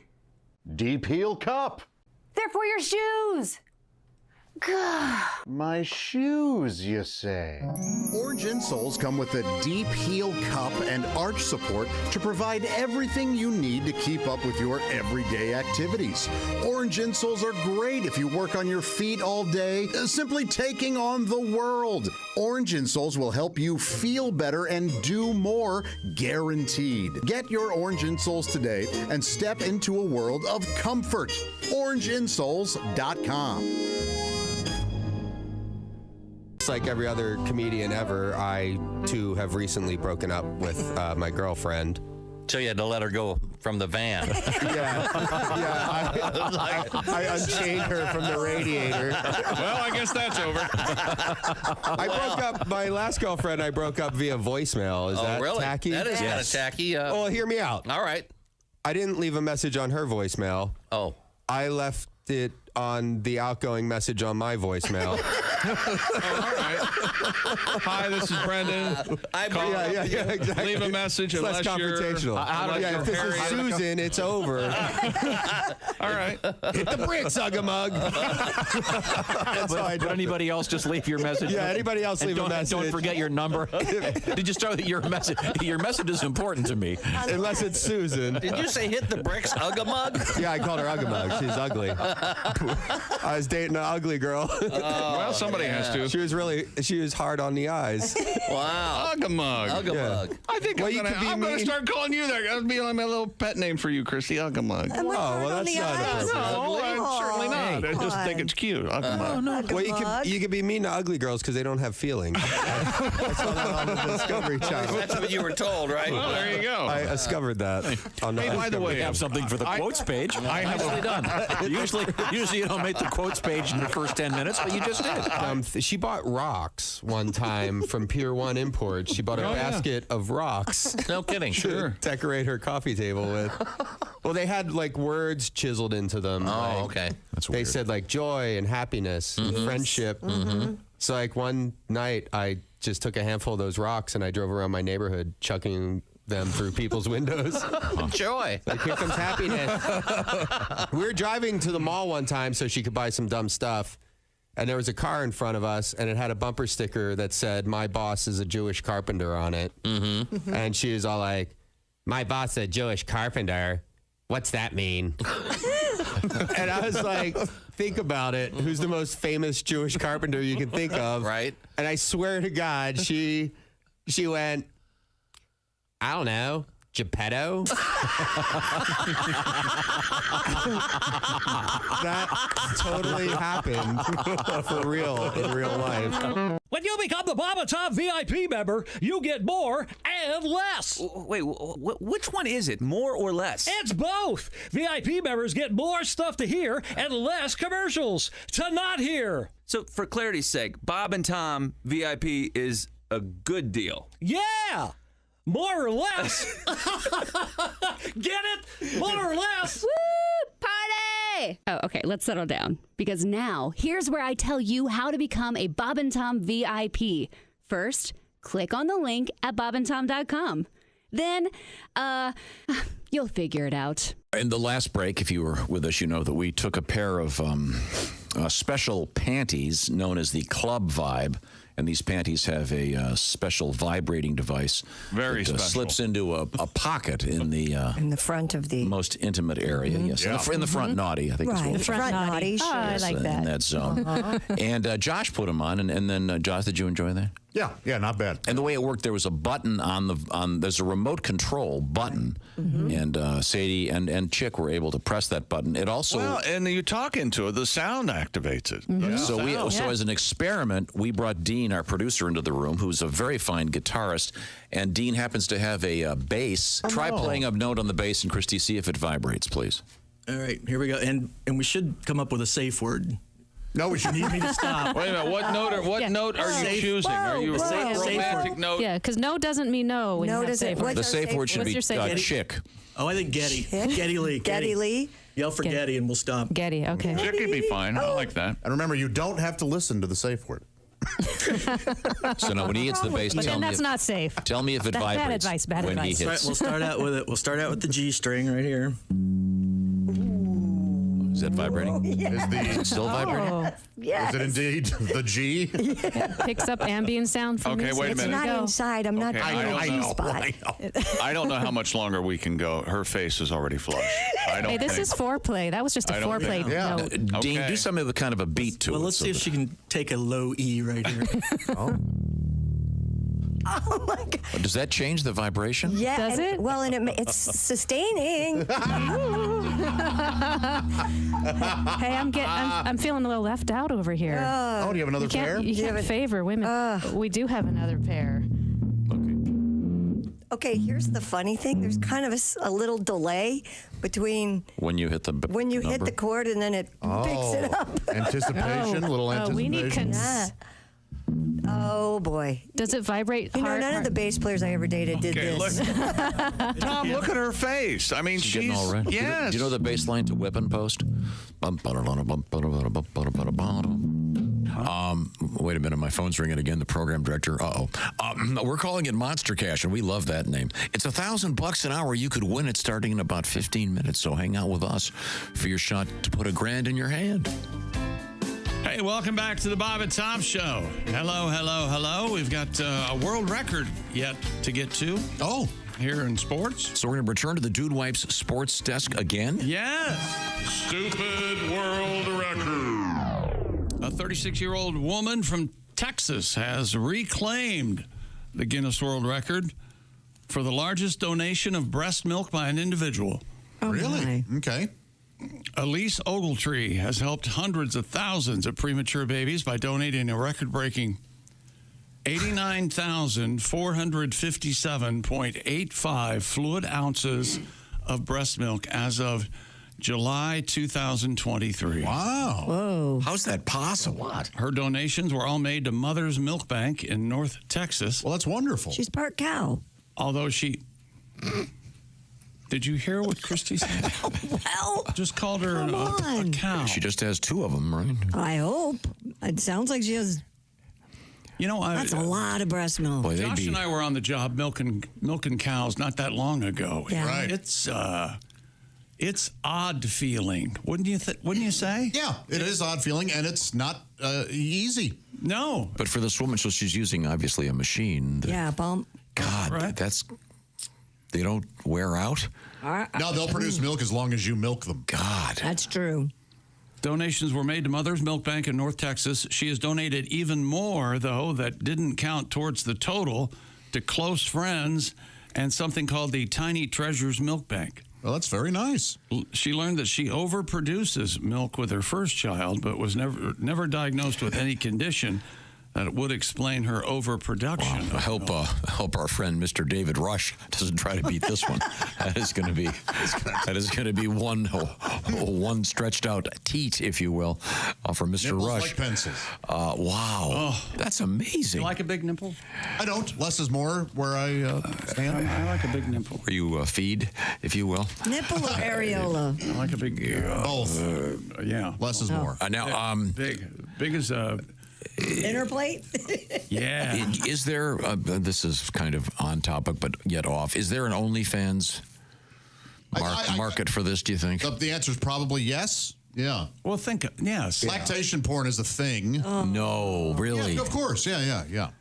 And can something like that happen with I thought I read something about Yes, this. I feel like men can maybe we talked about lactate? where a guy and it was showing his nipple kind of drip. And he was squeezing it. And something was coming out. Milk was coming out. But I don't know what that was. Ugh.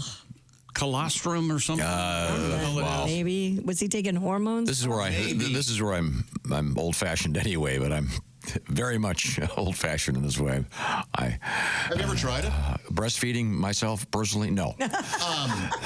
Lactation. Oh no. Okay. I feel like a ton of husbands or fathers have tried it. I think this guy was making his own hormones in the kitchen, though. You know how to make a hormone, Tom? Don't pay her? Don't pay her. Yeah, of course. Well, that actually kind of leads... that was my setup. In an oddball way to the story about perversions in the news. Yeah, a sex researcher has published an A to Z book of the weirdest sexual perversions. Dr. Mark Griffin's new book, Sexual Perversions and Paraphilias, an A to Z, takes an in-depth look at some of the most uncommon and even bizarre types of sexual expression. I've got to get this. I'm always fascinated. Zoophilia has to be Z, right? I don't think there's anything else. Probably. Yeah. By the way, if you don't know what a paraphilia means, it is an experience of recurring or intense sexual arousal to atypical objects, places, situations, fantasies, behaviors, or individuals. Right. Oftentimes the word fetish is misused and it should be paraphilia. Yes. And some of the paraphilias listed in the book include decryphilia, getting arousal from seeing someone cry. Ooh. That has the opposite effect on me. Wow. Opposite for me, Man. too. Yeah. That would Yikes. Yeah, that's... Ooh. Holy heck. Really? Tom talked about this one at the top of the show. What do you do when you just go watch anniversary screenings of Terms of Endearment? I guess you go. What? You go watch Love Actually on the loop. I guess, or something. I don't know. Do you have to cry or you have to watch? Yeah, so this would be the case of a man, say, that gets turned on by watching Or does he make the lady cry? Does he like making the woman cry? Well, it's not just that, but it's arousal. It can also be women who are turned on by anybody crying. Okay. Yeah, yes. Wow. Okay, and that's called what is it? No, it's called dracophilia. Interesting. Dacrophilia, D-A-C-R-Y, dacrophilia. And then I thought that was turned on by Dacron, wasn't that? What is Dacron? Dacron is nylon fabric. It's a fabric. Okay. Yeah, it's a made-up fabric. Yeah, nylonophobia. But it has to be Dacron. It can't be nylon. And you can't wear it at night. It has to be during the day. Right. Oh, yeah, very nice. How did you pronounce this earlier? I guessed eproctophilia. All right. Being sexually aroused by flagellants. Boy, oh boy. Aren't you glad you don't have that one? Yeah. I am, yeah. We're having beans again tonight? That's right, honey. Oh. Eat up. Apodomonophilia. I want you to fart in my face. Oh. Right in my mush. Thank you for going down the description. Sit on the table here. Okay. Please let her go. Can you imagine? No. God, it's the opposite for me. Christy, fart in my face. Apodomophilia. Apodum? Apodomophilia. Apodum.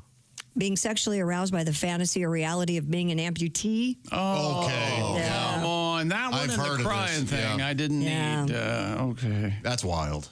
But good news for amputees. Sure. Oh, yeah. If you meet somebody who's way into it, fantastic. Aren't there some people who they want to look like what they look like if they were had their leg amputated or something, so they hide it up They have an elaborate strapping system that makes it look like they have their It's a psychological thing. leg cut off at the knee. Yeah, it's wild.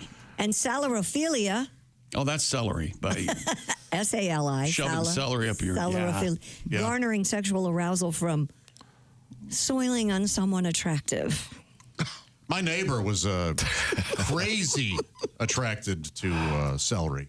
Yeah. Well, Is that really? right? Yeah. He was a stalker. Thank you.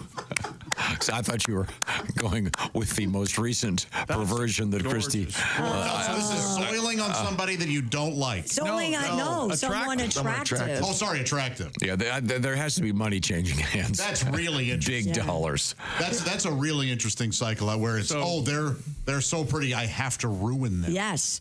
Wow. The book can be purchased from Curtis Press for $25.55. It's called, once again, Sexual Perversions and Paraphilias, an A to Z. We should get a copy of this for the studio. Oh, I love this. There's probably one. I bet there are people that are turned on by clowns. Yes. Yeah. Oh, heck yeah. Or turned on by doing something offensive to clowns.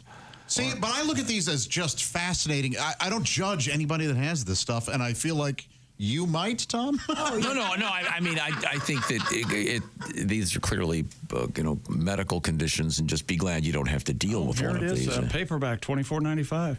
Amazon, send that over. Yes, ma'am. Boom. No. Wow. Yeah, well, I'll be curious. Again, just be glad you don't have to deal with some of this stuff. You don't have to tell us what it is, Tom, but is there a specific thing that you really like? Where you go, You don't have to say a word. Right. Yes or no?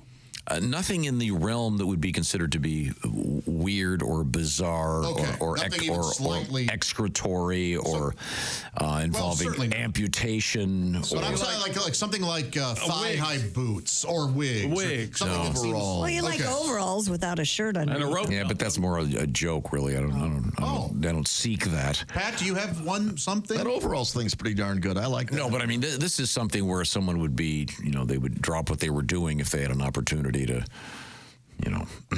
okay, soil on Miss Universe, whatever the hell it is. That's amazing. Yeah, that's just once again, be very glad you don't. This title. Do you have what? Do you have something, Josh? You don't have to say what it is. Do you have like an unusual? Not that. Yeah, it's not crazy unusual though. Yeah, but I do. Does it involve an object or an item? A body part. Okay. Yeah.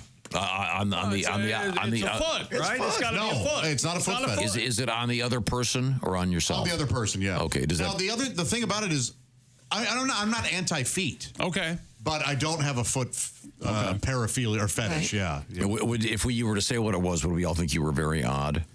Oh, I think you would go, oh, that's interesting. I think I've mentioned it, actually. Well, maybe you should mention it again. Yeah. No, all of a sudden I'm real shy and vulnerable. No problem. We get it. But this is something that you admire on a lady. Yes. Yeah. And it's not a male member. I'm sorry. That was mean. This is the Bob and Tom Show.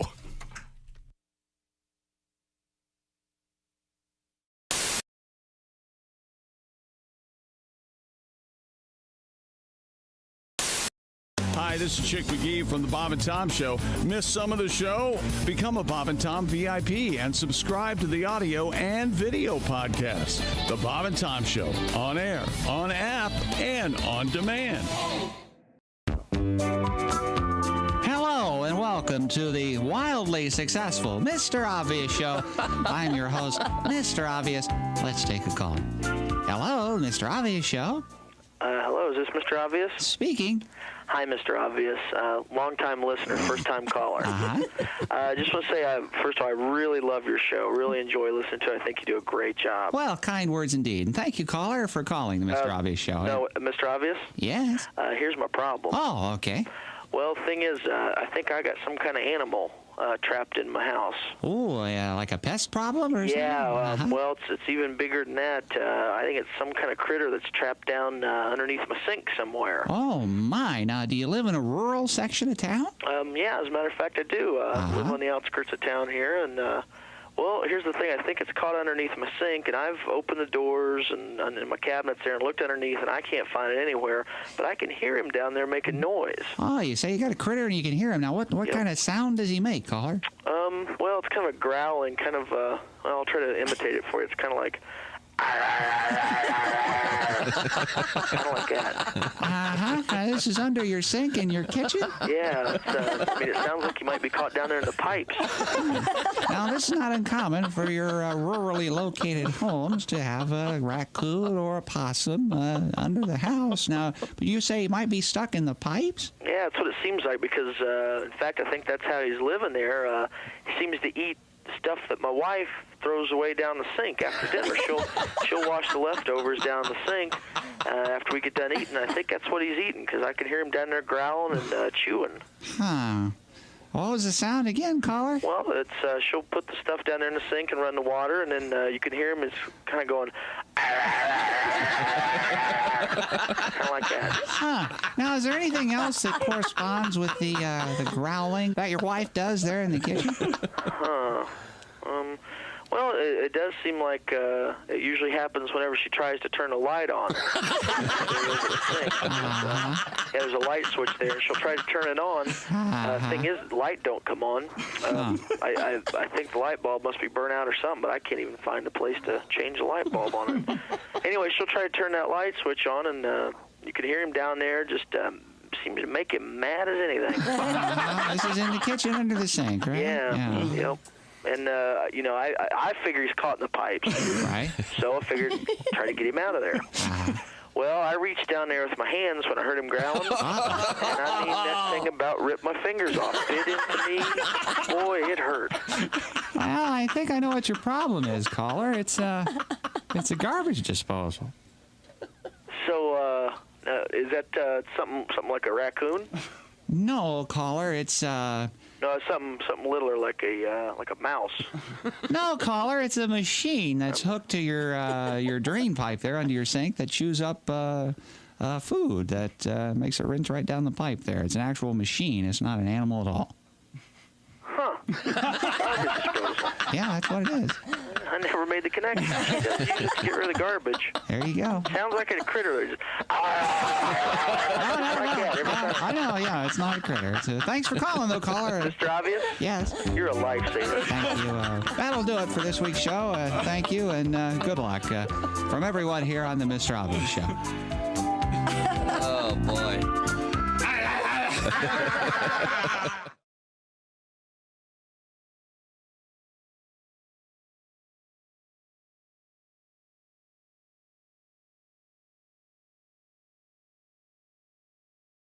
Welcome back to the Bob and Tom Show. We're live in the Napa Auto Parts Studios. He's itching to get out of here. It's Chick McGee about to go on vacation. Christy Lee is right next to me. The guy doing the clapping is Josh Arnold.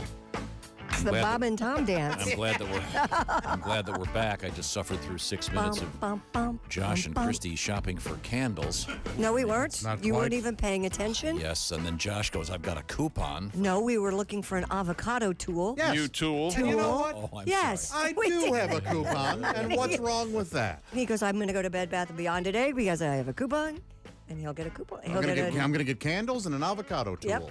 What are the a pennant, a T-shirt? What kind of candle are you getting? What flavor candle are you looking for? I like pumpkin. That's right. Oh, now's a good time for that. Yeah. Good time of year. I'd object, but I happen to have. Do you ever go into a candle myself? So end of my objection. Do you ever go into a store and pick up something and you don't really look at the price and you take it up to the register and they go $101.98 and you go, what? I did that. $101.98? I bought 2 candles. You know those 2 little wooden candles I have on the kitchen counter? Yes. Those are $50 a piece. No kidding. I mean, I couldn't believe That's why off the air I asked Christy, why are candles $95? Yeah. And I said, what? Because people are stupid enough to And pay being a media darling, I couldn't say, well, I just need to put this back. Yeah. I'd rather not pay $50 for a candle. But I said, I'd wipe my butt with 20s. I don't care. Oh, boy. Now, was it an anatomically correct phallic candle of some sort? Yes, I could use it to aid my masturbation. That's right. Oh. I should probably use Something help from the instead of- Liberace. Christy, to answer your question, What was my question? when you guys were talking about avocados, you asked if there was an avocado vodka. 10 best avocado drink alcohol recipes. There are, yes, You can something make called drinks avocado I'm vodka. sorry, what? Avocado too, Tom. No. I think Chick does also. Avocado. That's a Russian bluegrass band. Now avocado. I'm a cock, you a cock, we've all That's a cock. Genesis song, isn't it?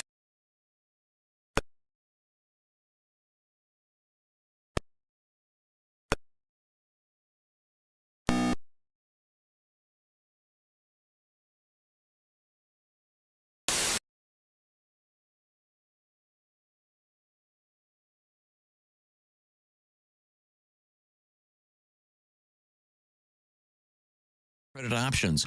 That's lantereyecare.com. Hey, welcome back to the Bob and Tom Show. Christy Lee at the Silac News Desk. Happy to be here. There's Pat Godwin. Hello. How about a song? Ready to go. Ready. He's ready to go. We got Tom. something for you. There's Josh Arnold, the I Hate Steven Singer sidekick desk. Hi, everyone. There's Ace Cosby. Hey. I'm Chick McGee at the Dude Wipe Sports Desk. Hello, Tom. You know, we need to have a little palate cleanser after that story about various sexual perversions. I like it. And did you ever see that? You would. I like that people have their own thing. Yeah. Did you ever see that Woody Allen movie, Everything You Ever Wanted to Know About Sex But Were Afraid to Ask? Yes, I like that movie a lot. And there's a funny scene. It's supposed to be a 50s era television show with Regis Philbin. Yes. And it's What's Your Perversion? Yes. That is very, very funny. That's a funny movie. But after that news story, which had some, I guess this book is about some of the oddities going on out there. Excuse me. I thought we needed a palate cleanser, so here we go. Who's that sexy man with a deep voice? Ace Cosby, here he is with his joke of the day. We've been learning all about monkeys this week. Yes. What does a monkey wear while cooking? What? An apron. Oh. Go ahead. No, you, please. Ace Cosby's Joke of the Day brought to you by Omaha Steaks. Shop early, save 50% off gifts from Omaha Steaks. Go to omahasteaks.com. Use the promo code BTS for an extra $30 off. Minimum purchase may apply. All right. Every Christmas, I get those boxes of Omaha Steaks for my friends. Very, very easy to do. Now, we're going to finally go over to the Silac News Desk and meet Christy Lee. What's happening? Toy giant Mattel is in the news today. They do good work. They say they regret the error on packaging of their Wicked movie-themed dolls, which mistakenly would link toy buyers to a pornographic website. No, this is they're finally doing a movie of the stage play Wicked. Is that what's happening here? I can't wait to not see it. Yeah, a lot of people are talking about it, though. It's a big deal, and now they've got all these dolls and all these other objects that are coming out to move people to the theater. Apparently, though, these Wicked dolls in the wickedmovie.com page, they said that the website would lead to an adult film site. Of course, Wicked Pictures, yes. Uh-huh. Oh, that's right. That requires consumers to be over 18 to enter. How did they mess that up? Mattel says it's been made aware of the misprint and is taking actions to remedy the mistake. It was supposed to say Wicked Movie. Right. It's supposed to say wickedmovie.com, and it does not. Wicked was very famous for having contract stars like Jenna Jameson and stuff. Ah. Yeah. Like the old Hollywood? Yes. You're exactly right. That still kind of exists. You could get a porn actor out on loan, as they say in the song. Yes. Huh. It was crazy. It still kind of happens.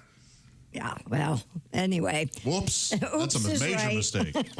And that comes out later this month if you're God, I have no interest in seeing it. You know what? I just don't. I saw the stage play. People are obsessed with it. I know. They Right are. there with you, man. I got invited by a friend. How She long bought is tickets for the opening night? How long has it been since the original stage play came out? Quite a while, right? It's been a while. Yeah. I saw The Gregory it when the girls were Maguire young. book. I never even read that. When is the last Broadway show that became a successful movie? Maybe Chicago. Chicago was huge. Well, you know what did, Chicago though? was The huge. Producers was a movie, and then it was a play, and then it was a movie again. And But then it was a play again. Cats really bombed. Yeah, it didn't do well. There was a really good play, Evan, what was that called? The Cast. Whiny high schoolers. No, it was Evan Hansen. Yeah, that one. Yeah. What was it called, Ace? Exactly. It's called Whining in High School. Dear Evan Hansen, yeah. But that was a great play, became a unsuccessful movie, more or less. Wicked is 2 hours and 40 minutes. Are you kidding? I'm not, no. But it'll be a huge hit. Oh, yeah. I mean, so many people are excited about The it. Swiftie kind of girls will love that. Oh, yeah. Yeah, it's Yeah. got Ariana Grande. You in never it. know. I mean, Cats was a huge hit, and the movie bombed. Is that I'm going to predict this is one of the biggest movies of the year. Is it CATS, Cats? No, it's KATZ. It's the story of an accounting firm. That's what I thought. Based on the T.S. Eliot will. It's the reading of the will is the beginning, and then they start doling out the cash from. Wicked didn't hang in there, did it? It was. You mean the Broadway play? I want to say back in the 50s or 60s, that was like cool or. It's a man, slang. that is wicked, man. Oh, I think it's big in Boston. Yeah, it still is. Oh, is it? Oh, wicked smart. Yeah. Huh. Yeah. We'll see. Like 51 million they're predicting opening weekend or something crazy like that. It'll be big. Yeah. In other news, a car crashed through an Italian restaurant in Georgia recently. Bottle of red. WAGA TV reports patrons of Fresca Trattoria in Lilburn narrowly escaped injury after the speeding car barreled through the business during brunch. The owner, Lisa Myers, told the station her daughter, a waitress at the restaurant, also managed to avoid getting hurt. Thank goodness. While Gwinnett County Police have not yet released details on an investigation, Ms. Myers said the driver told her the car's gas pedal became stuck and her brakes unexpectedly failed. Sure. Have you seen the car? It now has an al dente. This lady didn't pass her driving test. What's so wrong with you? Mamma mia! That's a dented fender. I crashed. Hey, wait a minute, Luigi. What are you doing here? Hey! It's me, Luigi. I enjoy your accent. Very offensive. Sorry. No, I don't mind at all. Are we doing all your jokes over here? You stole one of them from the song, but it was not your fault. Excellent. Okay. Yeah, anytime something Italian comes on in the news, you have me in. Sure. Sure. Gina Statutory, she's in the car sleeping off a hell of a night at the Olive Garden. So, man, too much of wine. But here's a little song for you. Here we go. Out of the car, hits in a place, and a bumper hits you in the face. That's a lawsuit. Car went through the guardrail because of the brakes failed. That's an insurance claim. What you gonna do? It's a driver through, spaghetti everywhere, and a gabagoo. It's quite a mess. But stop your whining. We all gonna be dining for a while now. Fresca. She came through and you're eating outdoors. Yay. Thank you. I gotta go. I got a headache for too much grappa. That was very nice. Can you imagine they just sitting there eating and boom? No, I can't. Well, you were just telling me it happened at our gym the other day. I missed that. Have you been driven by lately? Well, I went over there yesterday. I saw it. Notice the plywood? Yes. Yeah, some lady backed into the... Yeah, backed right into the Is through it the window. me, or does that kind of happen a lot? People running into buildings, restaurants. Terrifying. Right? Chick. I mean, that'd be terrible. I said pass the salt, not the entire car. Oh, waiter, there's a Honda in my soup. Hey, be quiet. Everyone will want one. Oh, that's not the way that goes. I like it. Yeah, I'd like to see how the gas stuck and the brakes failed when she takes the breathalyzer. Just saying. I'd be a little suspicious. I wonder how many car collisions and things are caused by women. Most sexual escapades, if you will. Oh yeah. You know, during. I don't think do you think it's more than 1%? I think it's more like 20%. No. It happened in Parenthood. Yeah, it sure did. Tell them, honey. Yeah. Why don't you show them what happened, honey? Yeah, I'm guessing there was either a cell phone involved or... Yes. I think that's the usual culprit. Yeah. People are not paying attention and, oops, I drove into a building. Sorry. No. I'll buy dessert. Yeah, coming up, what have you got over there, Christy? It's all my fault. Coming up, you might want to think twice before eating from somebody else's kitchen or at somebody else's home. We also have an interesting way to beat dengue fever. I'm sure you guys are worried about that. I'm not getting that again. You're not? No. It was terrible. Oh. Yeah, those organs liquefying are bad news. Yeah, I feel good. Sure. Oh, yeah. And a sweet story about a penguin who got a little off course. Yeah, I have I have my doubts about the penguin story. I'm just saying right now. Yeah. I got a theory on it. Okay. But in the meantime, we have a couple of other things coming up, but one of them involves picking your favorite NFL teams. That's exactly right. Prize Picks is the best place To get real money sports action while watching football and all your favorite sports, as a matter of fact. What do we got? We got football in full action, basketball, hockey. Prize Picks has made daily fantasy sports accessible to everybody, and the app is easy to use. Just pick 2 or more players across any sport, then pick more or less on their projection. You could win up to 100 times your money. It's easy. Just decide more or less on each player's specific projection. For example, decide if Patrick Mahomes will have more or less than 1.5 passing touchdowns. You can mix and match your picks across football, basketball, hockey, and more to create your lineup. And Prize Picks invented Flex Play. You can still cash out even if one of your picks doesn't hit. Check out prizepicks.com or just download the Prize Picks app today and use the code TOM and get a $50 credit instantly when you play $5. That's code TOM on Prize Picks. Get $50 credit instantly when you play $5. You don't even need to win to receive the $50 bonus. It's guaranteed. Prize Picks, run your game. Must be present in certain states where it's lawful to wager. Visit prizepicks.com for restrictions and details. Got some links to that if you go to the Bob and Tom website. I'm trying to find the story and I can't find it. This was a Mattel thing, this wicked doll that is steering people to the pornographic website. Wasn't there like a Chatty Cathy or one of those dolls where you pulled the string and it said something filthy? I thought it was a Barbie that said. Was it a Barbie? Was it? Yeah, I remember there was one that said math is hard. That was Barbie for sure. But wasn't there one that was actually someone had hacked into it and programmed it to? That sounds familiar. Like Chatty Cathy goes, hey, you know what I like in a man. Okay, well, we're coming right back. This is the Bob and Tom Show.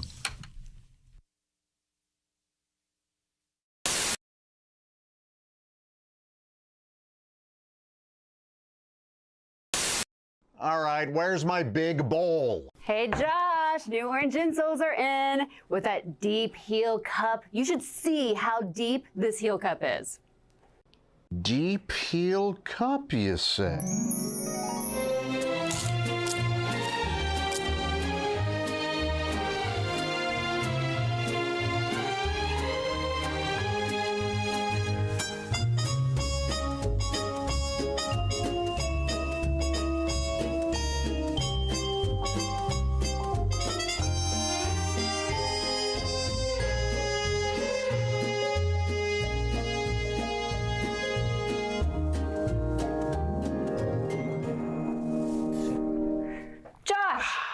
What are you doing? Deep heel cup. They're for your shoes. My shoes, you say? Orange insoles come with a deep heel cup and arch support to provide everything you need to keep up with your everyday activities. Orange insoles are great if you work on your feet all day, simply taking on the world. Orange insoles will help you feel better and do more, guaranteed. Get your orange insoles today and step into a world of comfort. OrangeInsoles.com. Wait a second. I'll get that. Hello, Bob and Tom Show. Bob and Tom, it's Kenny Tarmac. Kenny. Hey, Shooter, I'd love to say we just landed, but I'm still driving. I know. Like I said yesterday, with all these spring breakers clogging up the airlines, I rented a car, making the most of my wizard number, but it's fair to say I've had my fill of zone 4 people. I know. I just crossed over into IL from IN, and for once I didn't have to do a touch-and-go at ORD first. Oh, nice.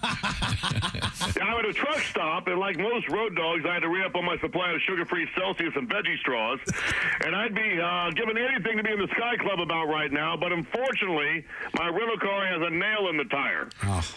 Yeah, I got to find a place to get my tire fixed. Yeah. I'll take a bird strike any day over this, but this is really going to set me back.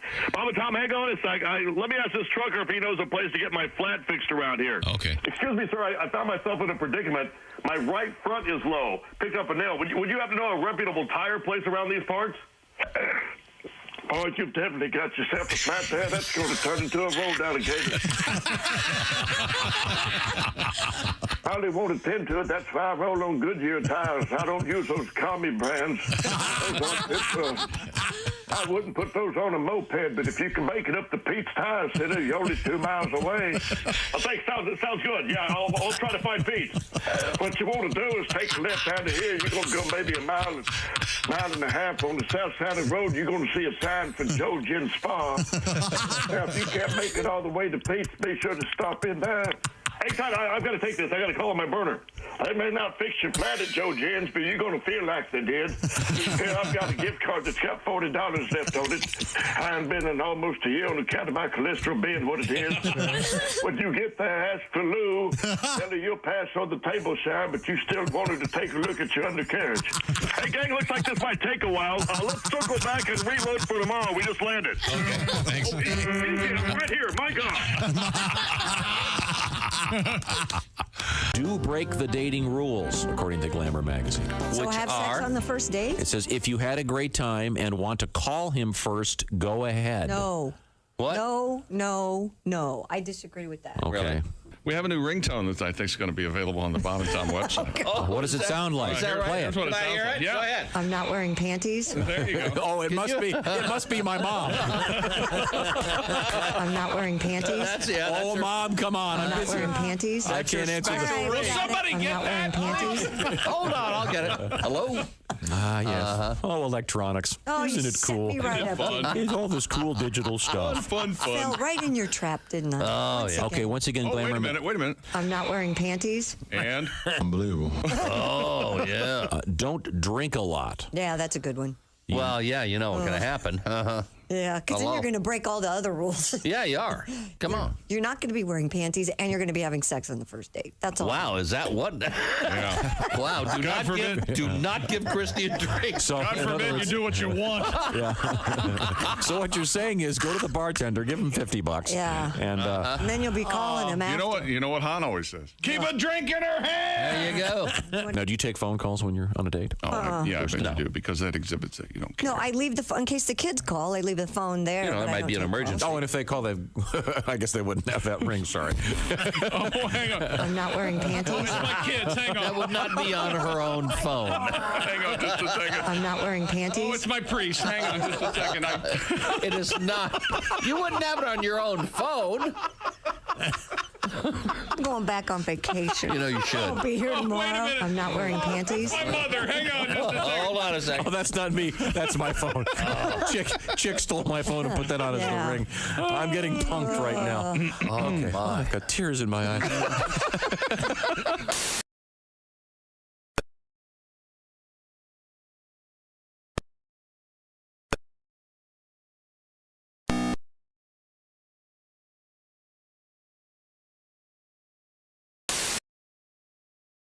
It's Josh's fault. It was. Tom's show. Yep. Entirely Josh's fault. Take the blame. I just witnessed something and I have a question about it.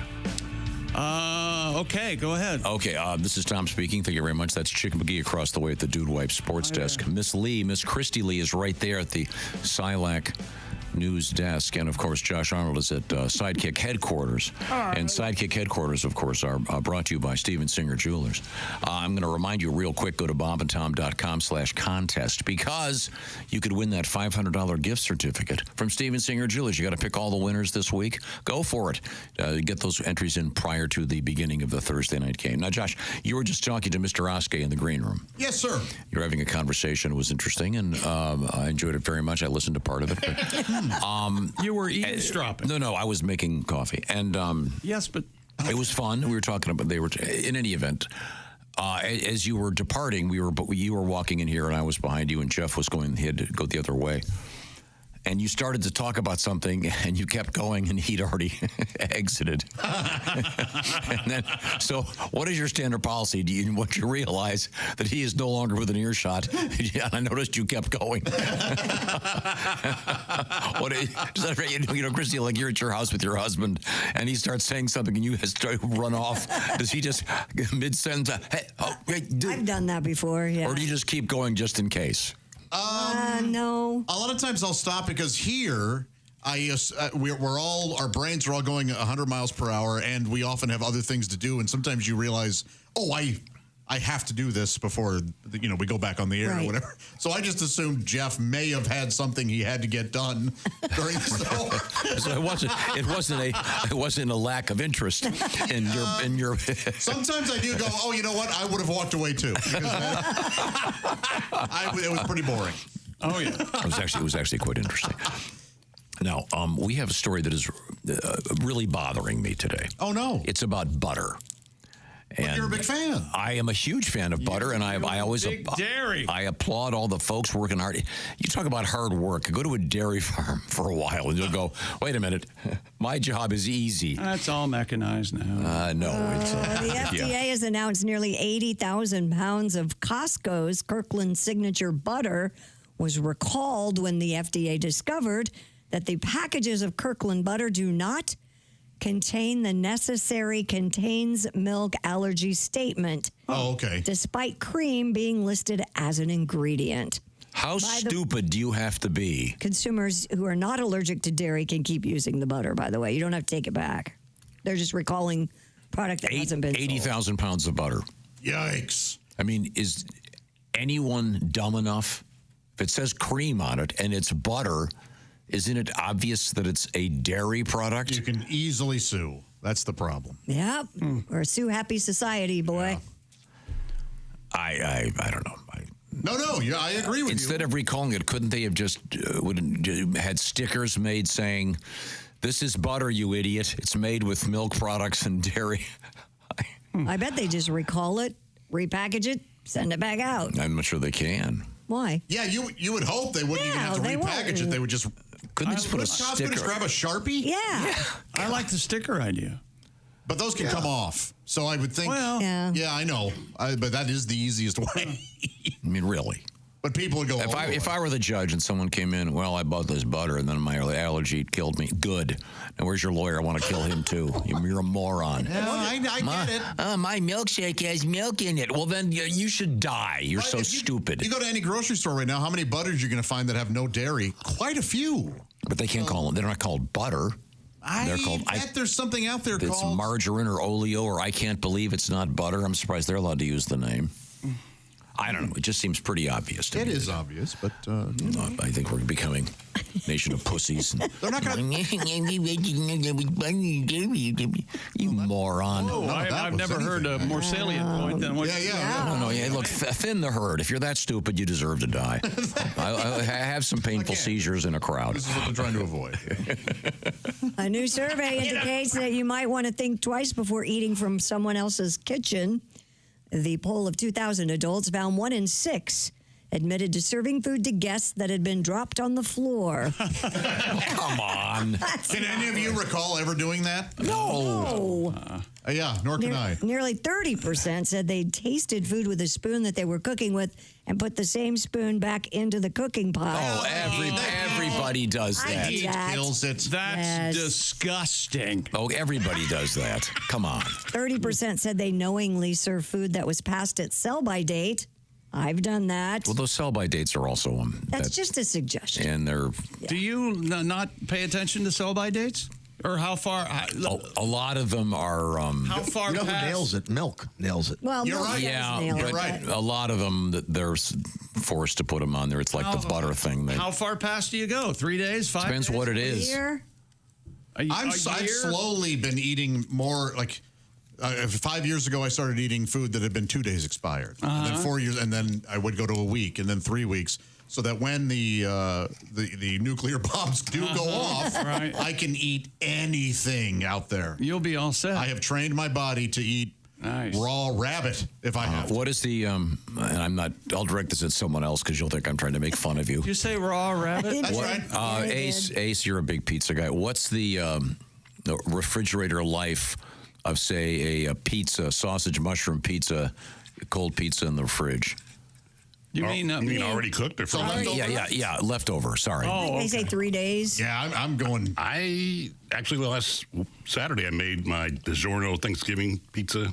It's limited edition. Sure. And had half left over, and that was Saturday, and I'm probably going to toss it today if I don't eat it. But you're not going to eat it today. I don't think so. I got to be in the mood for that. Okay. You made a Thanksgiving pizza? Yeah, it was frozen. Oh, okay. That's a thing? Yeah. Yeah, Jess made us one year. I remember It Jess was made one. just- No, yeah, I didn't know there was a In frozen. fact, I'm going to request another one. It was really not to request. last year. Man. Last year, DiGiorno put out this Thanksgiving pizza, but you had to order it online, and it was a very limited edition. They only sold X amount every day. Yeah, the one Jess made was great. And then this year it's in the store? I just happened to be walking by, going, "Oh, wow." Oh. How many did you buy? Because knowing they're a limited edition. Well, I wanted to taste it, and if it was good, I might get one for actual Thanksgiving Day. But Oh, are you going to? it was pretty okay. Why don't you come over to my house for Thanksgiving? Wait a minute, you're gonna have a frozen No, you're not. turkey pizza for Thanksgiving by yourself? Ace. No. No. Do you want to borrow my gun? My brothers who are married and have kids would say, that sounds amazing. It is. Yeah, I'm just going to sit here and watch this nonstop football all day By myself. I don't know how I'm The going to only get one who through. enjoys Thanksgiving. I love Thanksgiving. It's my second favorite holiday. I love it. Everybody's over. We play dominoes and cards and God, eat it and drink. sounds like hell. There are, I think, primarily fathers and grandfathers hearing this going, oh, God. I'm with I you. just watch football. When It's Wall ball. When are you going to get over here and get in the dominoes? Yeah, shut up. Okay. Oh, good thing you're not coming over then. No, God, no. 1/3 of respondents said they had simply wiped down a knife and put it back rather than washing it. It depends. Wipe her down. If it's just bread, I do that. Like if No you're just cutting problem. a piece of bread. Yeah. How about if let's say you have a box of cereal Yes. and you take a knife and you slit the things at the top so it opens up so you can reseal it? Yes. All right, you're the only one that does that, but go ahead. Wait, what are you doing? To open cereal, he's using a knife. Not just your Not hands. just your finger. Now, granted, Because no, they never come clean. And They used to. And then when you want to reseal it, the tab has to go in the slot. Yeah. So you take a knife. No, you don't. And you slit the top, and then No, do you but it's wash? made to open with your hand. They they've never gotten bad. never do. They rip constantly. They're not bad at all. no, they have gotten bad. And I do recycle, but these recycled boxes suck. Cereal boxes have gotten cheap. I mean, you can't take them in the bath anymore. You can't have them on the toilet anymore. They won't hold milk anymore like the old ones did. I love the little You ones know, the that'll. great thing about eating cereal on the toilet is when you've got cereal up, you can just pour it between your legs. Right down the toilet. 1, 2, 3. Yikes. Yes, sir. 15% of those surveyed said they had let their pet clean up spilled food or drink rather than mop it up themselves. Of course. That's why you have a dog. Now, do you do this, Kristen? Do you take, let's just say you had cheeseburgers for dinner and there's a third of a cheeseburger left on, well, in your case, there's 3/4 of a cheeseburger left on your plate. Do you just happen to walk over to the dog and go, No. In fact, I did this last night. I had a steak that was left over, and they said, aren't you going to take that home to your dog? And I said, no, you can take it to your dog. My dog would get sick if they ate something like that. I'm not, no. Her dogs are. Yeah, her dogs are listening. Her dogs are listening right now, figuring out what kind of prey I'm going to make her fall on the stairs tonight. You hear that? My dogs. You hear what Mom just said? Yeah. She had half a steak. He didn't bring home to us. Tonight's the night. And they We're call killing that bitch. and they call me a bitch. What the hell? I mean, I am a bitch. I'm a dog. There's a nice little Havanese out there that's having a very nice breakfast. this Same morning. kibble every day. Same damn Nope, kibble. I make my. No, I'm going to shut up right now. So you let They the get dogs. chicken and blueberries. Do you let and them lick? carrots. Do you let them lick the plates as you put them in the dishwasher? No, God, no. We're trying to I do not choke let them down do that. Why not? chicken blueberries. Your dishwasher's going to kill those germs. I don't let them clean plates like that. You're encouraging them to beg. No, I'm Yes. a sophisticated American of the 21st century. So hang on. Trying to educate my dogs let and your the dogs- good life. You let your dogs lick a plate after you've finished eating. It depends who's listening to this show right now. I let my cat lick syrup off a plate that I just had waffles or pancakes on, and she's amazing. She does something I don't do. When she's had enough, she stops. She'll have like 3 or 4 licks, and then she's good. And, yeah. Whereas, I've got a real problem. What is it about evolution that dogs figured out if I sit here and look at him like this, I'm going to get a chunk of that cheeseburger. Yeah. Oh, no. Yeah. No, you can't. I can't. They've got me wrapped around. They tilt their heads. Oh. You feed your dogs table food? No, I don't. Yeah, I didn't. I don't either. I don't either. I feed my cats table. I don't believe the survey where it says 1 in 6, if people drop it on the floor, they serve it to their... No, I don't. No. Well, depends. I've washed things. what if you're off. barbecuing and you drop something on the deck? Don't you just put it back on the grill real quick and singe off whatever it got? You burn the... Oh, yeah. I think that's even worse. Yeah, burn it in. Bird poop. Yeah, sure. Germs right in. Why is there an acorn in my ribeye? What if it's chili? Do you scoop it up off the deck? But everybody tries their food while they're cooking it, Yeah, right? Use the same spoon. Of course. Yes. Yeah. Okay. A Chicago man discovered that his biological mom is the owner of one of his favorite local bakeries recently. Mom's the owner of these bakeries. This is a sweet story. Yeah, this is a, what do we call it, Hallmark movie meant to be made. NBC Chicago reports Mr. Vamar Hunter had been looking to find his biological mother after receiving confirmation he was adopted. Mr. Hunter underwent a genetic profile and received assistance from a genealogist who helped him locate his birth mother. When she was ready, she called her son, which Mr. Hunter recognized as the phone number for his favorite local bakery, known as Gimme Some Sugar. Turns out my mom's the lady I called a bitch for not having my marble rye. What a tiny world. That's part of the movie, I think. When they make a movie of the story, that's got to be the case. Yeah. There was he doesn't know she's his mom. And he'll say something like, I don't know why, I just can't get mad at her. I don't know what it is. It was then that Mr. Hunter and Lenore Lindsay, the bakery's owner, reconnected as mother and son. That's crazy. Their relationship now feels like they've never been apart from each other. Ms. Lindsay, partially retired, Mr. Hunter now runs much of her business. How nice is that? That is such a Hallmark movie. That's a lovely story. Actually, I have a website called MILF Hunter. That's you? That's me. Yeah, it's very popular. I mean, it's interesting that he had the number of the bakery on his speed dial. Yeah. So when she did call him, hey, what was it? It's the sugar place. It's a sugar. Would have been He's right. Would have been awful if it had been a strip club. Give me some sugar. That'd be a good name for a strip club, actually. Hello, honey. My mom's stripping. Hey, I just want to tell you, I'm your mom. You may know me as is this Ginger. Turns out my mom's the chick that made me splooge my Levi's. Right there. I'm going to need therapy. My God. I don't know what it is, but I just can't get mad at it. He splooged his Levi. That's what he said. Okay, I think I have a topic.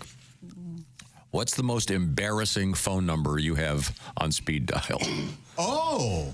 I don't have speed dial per se. So in our contacts? In your you know what I'm saying. Yeah, in your contacts, if you can. Boy, oh boy. Most embarrassing? Well, I don't know what would yours be? Ace, you have an answer? I was going to ask you how many restaurants you have in there. I honestly have none. I have none. I know that's not funny, but no, because DoorDash is an app. I mean, you don't need to. Right. Yeah. Back in the day, I had a Chinese restaurant and an Italian restaurant when I still lived in St. Louis before DoorDash. Sure. Yeah. Oh, yeah. Did you have them cross-referenced? Like you had it under Italian, under under the name of the restaurant, under the waiter. I had it under Fu Yu, which of course was the Italian place, and then I had right now, Chick McGee. How do you want to feel safe and secure at your home? Well, that's simply safe, Tom. And if you've ever worried about the safety of your home and your family and you'd like some peace of mind, there's no better time than to act right now. You can get 60% off a new Simply Safe security system. It's the best deal of the year, 60% off. It's the home security I trust. It's been a decade now since I got hooked up with the Simply Safe people. And my compound is protected 24/7. And now you can get 60% off today just by visiting SimplySafeTom.com. It's a new way to protect your home that stops intruders before they break into your home. Old school systems only take action once somebody's already inside your house. Talk about closing the barn door. Well, SimplySafe's Active Guard outdoor protection changes the game by preventing crime before it happens. If someone's lurking around your house, those agents from SimplySafe see them in real time, talk to them directly, set off your spotlights, and can even call the police before they've had a chance to break in. SimplySafe is now offering Bob and Tom Show listeners exclusive early access to their Black Friday sale. This week only, get 60% off any new system with a select professional monitoring plan. This is their best offer of the year. Head to SimplySafeTom.com. That's SimplySafeTom.com. There's no safe like SimplySafe. Thank you very much, Chick McGee. Don't forget, bobandtom.com/contest. Join our Pigskin Picks competition. You could win that gift card from Steven Singer Jewelers. We do one each week. Get the entries in before Thursday evening. This is the Bob and Tom Show.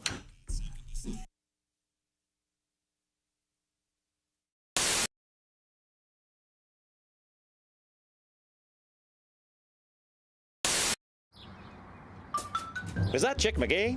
Why, it sure is. Chick McGee, who knows that an annuity from the folks at Silac Insurance Company means a retirement check in his mailbox every month. Chick works on perfecting his mailbox opening technique. Easy, Mr. McGee. Don't blow that elbow out. Chick isn't quite retired yet. He's just practicing for it.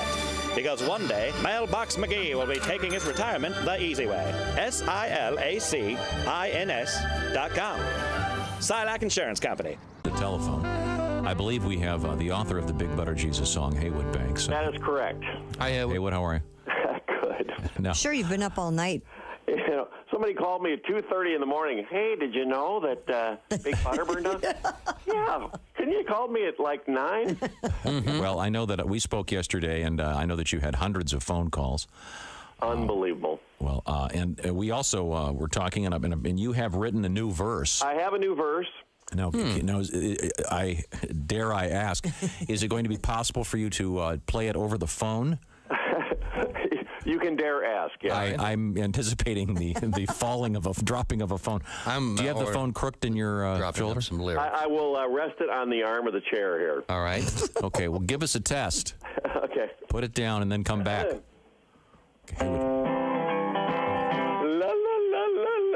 That's not bad. Not bad. Well, not bad. That's, I guess, a perfect spot for it. In fact, maybe we could have you do our show this way from now on. We can only dream. Well, okay. Now, are you just going to do the? We just heard the song. Are you just going to do the new verse? Yeah, I'll play the last verse. The new verse. I call this the epilogue or the epilogue. All right. Okay. Here we go. Anytime. One night, Big Butter got hit by lightning, and it burned to its frame wire in a giant grease fire. Some blamed it on Satan, and boy, that would be frightening. But I think it's Jesus' Father that's in charge of the light. Big fireball Jesus, inflammable Jesus, oh charbroiled Jesus, oopa Jesus, oh extra crispy Jesus, bananas Foster Jesus, I'm put out, it's not Jesus. Charcoal-y some more. Oh, my. Yes, I'm put out, it's not Jesus.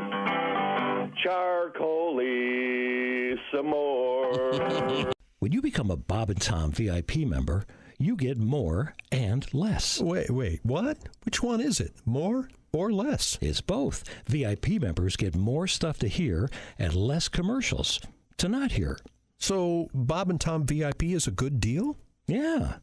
More or less. Become a Bob and Tom VIP member. First step, click the link at bobandtom.com. was part of the team that launched the first low salt, low sugar peanut butter into the category. It was called Simply Jif. It was targeted towards diabetics. I wanted to call it Type 2 peanut goo, but yeah, of course you don't feel good, Greg. You ate an entire rotisserie chicken at 11:30 at night. You shoved the whole thing in your fat face in 6 minutes, Greg. I think you ate the rubber band that holds the legs together. I mean, come on. My birth certificate? That document is 54 years old. I also don't have the Declaration of Independence. Because I don't know if you've ever seen an organic peanut butter kid go off the deep end. It is not pretty. Okay, these kids, they spend 18 years eating it, then they go off to college. They have one bite of a Jif sandwich. 6 weeks later, they're passed out on a park bench with Nutter Butters all over their face.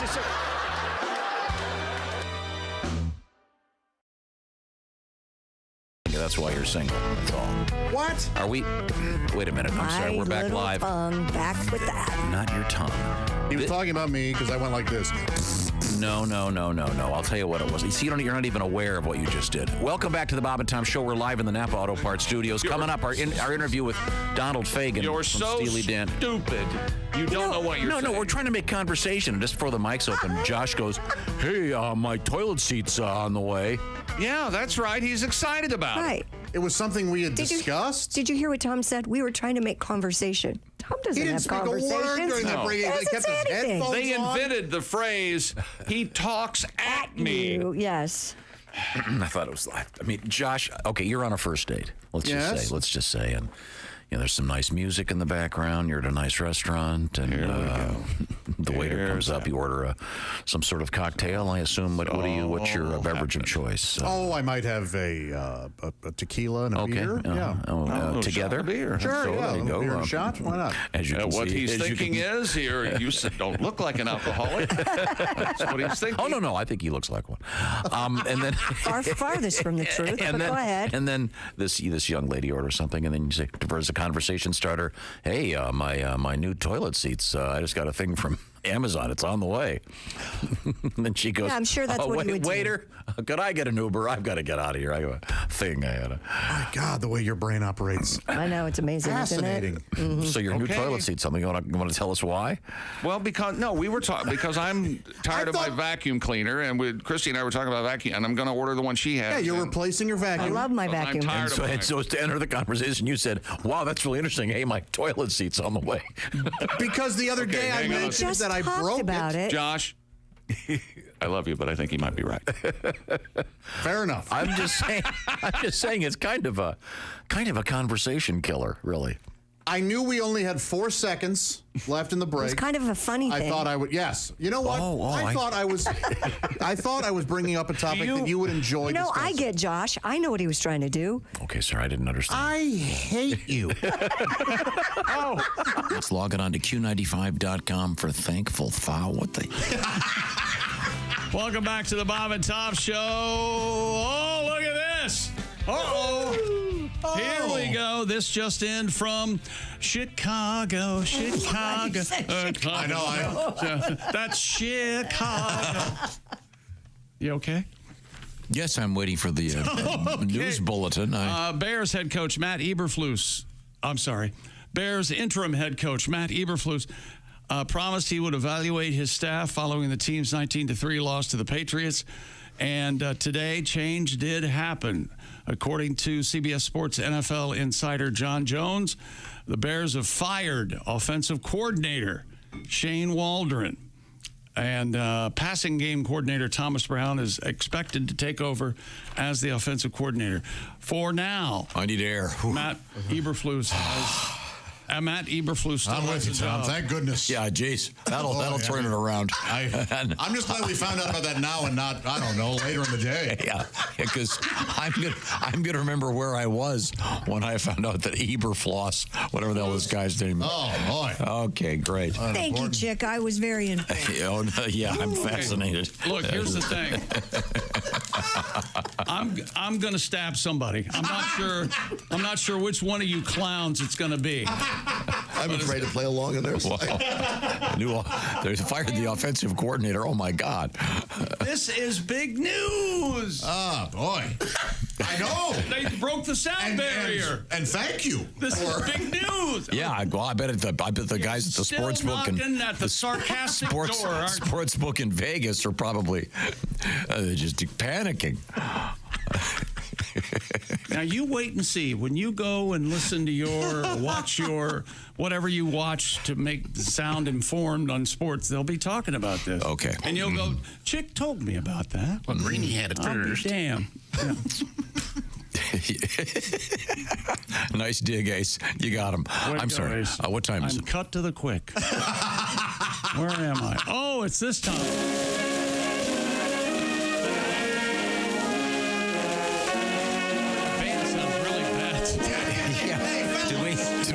Did we get a new? Hey, could we tune one of the horns? Hey, somebody, for God's sake! Oh, all right. Do you want to do? Drunk. I think they're drunk. Do you want to do birthdays or do you want to do events? I want to do it all, Tom. Okay. Buy me something. In 1799, marked down from 1800. The first meteor shower was recorded. The first. I mean, come on. They've obviously had meteor showers prior to that. I didn't know what it was. I thought it was the end of the world, probably. Oh, the sky is breaking again. Falling. Hopefully it'll be all right after this is done. This is pretty cool. That was the smartest guy in 1799. In 1910, this is considered to be the first stunt ever done in a movie and for a movie. A man jumped from a burning hot air balloon into the Hudson River. Oh, my gosh. Okay, so this was on purpose. Yeah. No. Yeah. His hot air balloon was burning. He had to jump. No, the first stunt was Yakima Canute. He jumped off a stagecoach and grabbed onto the bottom of it, and that dragged him underneath. Don't you remember That may have been the first Hollywood stunt. Yakima Canute. I see. That's his Speaking name. of stunts, you know what Turner Classic Movies had on this morning that I recorded and will watch for the first time? The stuntman. Viva Knievel. Oh.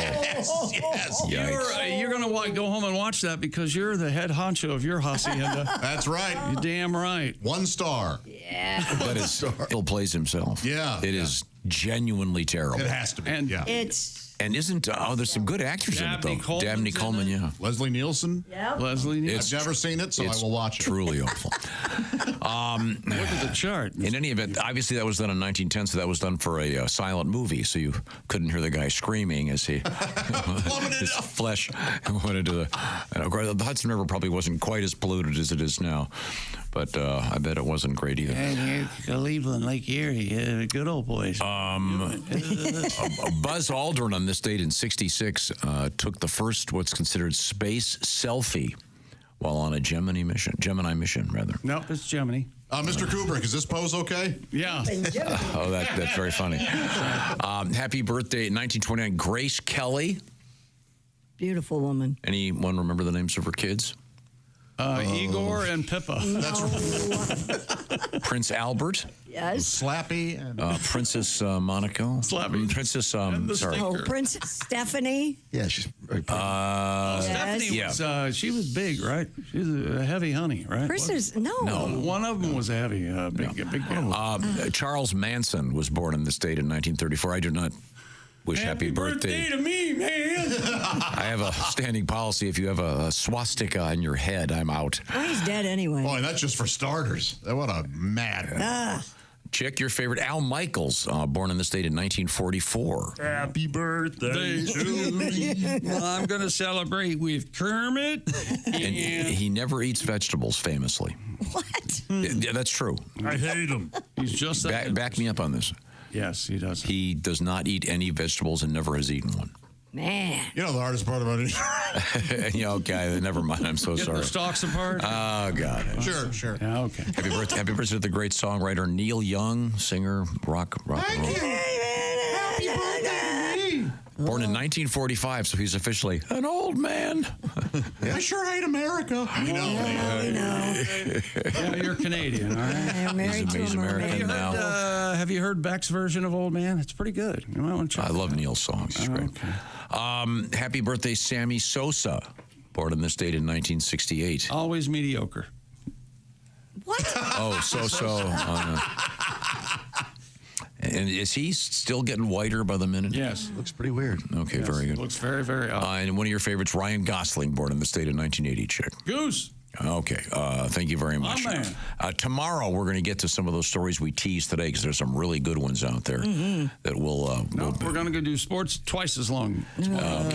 Well, we got... there's a Penguin story that I got questions. This is the Bob and Tom Show.